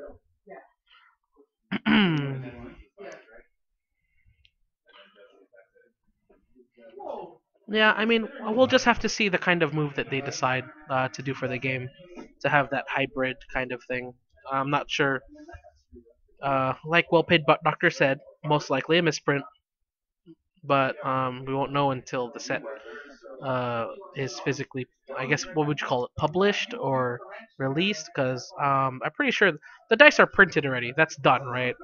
We're talking about the dice. I don't think they're gonna pull the dice, but um, if they're gonna have that hybrid, most likely it seems like they're gonna straight out just absolutely ban that card for consistency's sake. But I guess we'll see. I mean, this might be the new chapter in hybrid cards, hybrid dice. Like where you have like even in what would you call it? What's that game? Magic the Gathering. You would have a monster that's like a white blue, or like you would have a monster that's like a green black. Those are the kind of I would be very, very, absolutely interested to see something like that happen, where in order to purchase a character, you have to have like one mask, one fist, and one other energy. Like that, just specificity, or that word is a very hard word. Specificity, that specificness. Let's just say that specificness, where you would have two different energies, in order to buy a particular card, would be pretty fun to see. Because then you'd see, um, a lot of the times, you would see, just cards that are a lot stronger, just based on the fact that you're a lot more limited in how you buy the card. Like, can you imagine? Let's say how in Magic the Gathering you have a forest and two other energy. But can you imagine in Dice Masters what happens if you have to have exactly three masks in order to buy that particular character? That's something that they haven't really translated into Dice Masters, but I mean it could potentially happen. I would love to see that happen because it would open bigger doors for a lot of it would open bigger doors for a lot of decks. I believe that you'd be able to infuse more power into lower level cards just based on the fact that there's a more specific type of way to pay for the card itself. So that's why that's what Magic did. You know, you'll have. I think they have even nicknames now too. You can have a black and blue, and they'll have like a little cool nickname. Like I'm not too sure. I forget the nicknames, but they have really pretty crazy nicknames for that. Yeah, a Bolt Fist Thor. Can you imagine that in order to buy a Thor, you have to pay a bolt and a fist, or two bolts and two fists, in order to buy the Thor? I mean, I wouldn't mind having that Thor and then making it more powerful than any other iteration of Thor that costs one bolt and three other energy because of the specificity of that card. But I mean, we can go on in a rant about that. I mean, what could happen, what should happen, what we think would happen. But for most likely, that's not going to happen. We'll have to see what the future holds for that kind of that kind of strategy. I mean, the more you make this game like Magic, you're gonna see. I think you're gonna see a lot more depth because what Dice Masters doesn't have that Magic does have is a lot of um, depth and diversity within its set. You'll have transformations. You'll have things like healing and stuff like that, which Dice Masters is doing now. I mean, they've just incorporated the trample, aka Overcrush, to the set. They actually, it did exist, in some weak form, but they've relabeled it and released it as a particular name. Even things like Retaliation, I believe those type of mechanics existed in Magic. There were things like I believe it's called Devotion, or things that are called like that. There's stuff that in Dice Masters, you know, I don't think there's anything wrong with picking and choosing a couple of the powers from Magic the Gathering, because I mean, in all honesty, that particular trading card game has so much life and has so much history behind it, and it's honestly just like excuse me, it's honestly just such a self-made game in that it keeps rebranding itself. You know, they're able to keep the game fresh by retiring sets, coming up with new ones, things like that, trying to make new mechanics, new affiliations, things like that. That's what I really respect about Magic the Gathering, is that they're able to keep that particular fan base and attract more people at the same time because of that. You stay at zero because life is taken away and added at the same time. Right, but you hit zero first. Once you hit zero, The closest we currently have is Black Canary Fist, that is an ability that requires a bolt to use. That's true. Didn't catch your opinion. Do you think the action die from Age of Ultron that costs 4 and preps 2 dice is better or worse than gearing up? Let's see. The action die from Age of Ultron costs 4, preps 2 dice is better than gearing up. I believe gearing up is a 4 cost, and what it does is you're able to draw and roll 2 dice. In my opinion, what I like better is the fact that if you're going to be making a purchase, or you're going to be rolling a dice, right? One of those dice is going to be the dice that replaces gearing up. I personally, I like to delay purchases. This is the reason why a lot of people, they'll use Silver Surfer Global, or they'll use Resurrection, or they'll use things like Villainous Pact. What they want to do is they want to draw 4 completely new dice and then delay that purchase up until they draw those new dice, because you want a fresh set of 6.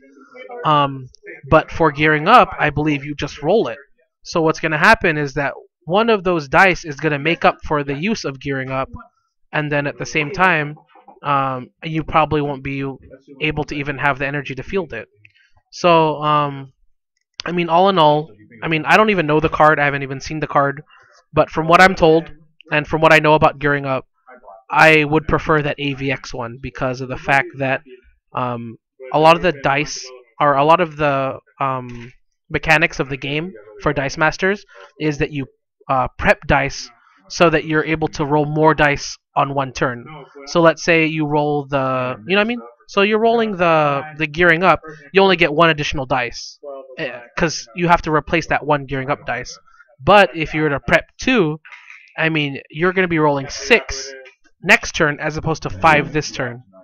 I don't know if that helped you guys. I don't know if my opinion is bullshit, but I honestly, that's what I believe. That, I mean, from what I hear and from what I can think from the top of my head, that's what I believe. One thing I like to see is an action that doesn't get tossed at the end of your turn. I really would like to see that. I think we are done. Actually, I've talked the complete match. I'm pretty sure you. I don't know if you guys have missed the entire match. Who won? Okay, Robert won. Who won the tournament? Who went 3-0? Oh, yeah, I went 3-0. All right, so congratulations to Ken P for holding it down, going 3-0 in this little draft. Shout outs to Enrique and Comic Hero University for letting us play here every Thursday at 5 o'clock Pacific Daylight? Pacific Standard? Pacific PDT. Pacific Daylight Time. But Ken won. You guys have seen his deck before. You can imagine you've seen a few of the other decks already. So congratulations to him. Robert, you won this one right now, right? Robert did win the match you guys were watching while I was just talking about all the stuff that we're talking about. I mean, I went to a really long Magic rant. I really do love TCGs, so off the top of my head, I'll try to talk to you guys about my opinions. I believe I'll probably put my foot in my mouth a lot more often than I would, but I mean, that's just going from memory. But let's go ahead and we're gonna close out this stream. Congratulations to Ken P once again. Thank you guys for tuning in. Oh, you guys aren't looking at anything. Let me. Thank you guys for tuning in to Dice Masters 101 here at Comic Hero University, Fullerton, California. We're probably gonna go eat out right now because. What's going on? Okay, we're gonna probably go eat out, hang out with all these guys that we play with later on. Thank you guys very much for tuning in. Yeah, I know maybe that was the most purposeful. Thank you guys for being so active. Thank you guys for being so active on the chat. Well paid butt doctor. Always great to have you. Mega Warrior TM. Hopefully see you next time. Philanthropy. Thank you for tuning in. Thanks for tuning in. We're leaving already. We're gonna go ahead and pack it up. I'm gonna end the stream. Wait, you sign off. Make sure that you like, comment, subscribe on Facebook, Twitter, not MySpace, but YouTube, Google Plus, whoever's using Google Plus, Instagram, and then make sure you guys know that we'll be playing here every Thursday at 5 o'clock on Thursdays. You guys see the post. You guys know about it.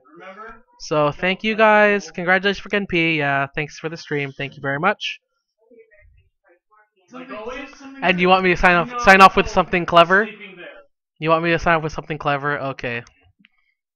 So thank you guys here, or thank you guys from here, us at Dice Masters 101, where we casually play hard, or Try hard. We casually try hard, I believe. So if you guys want something cheesy, keep on rolling. If you guys want something like that, that's how it's gonna be. So let me just go ahead and end this. Thank you guys for tuning in, and we'll see you next week.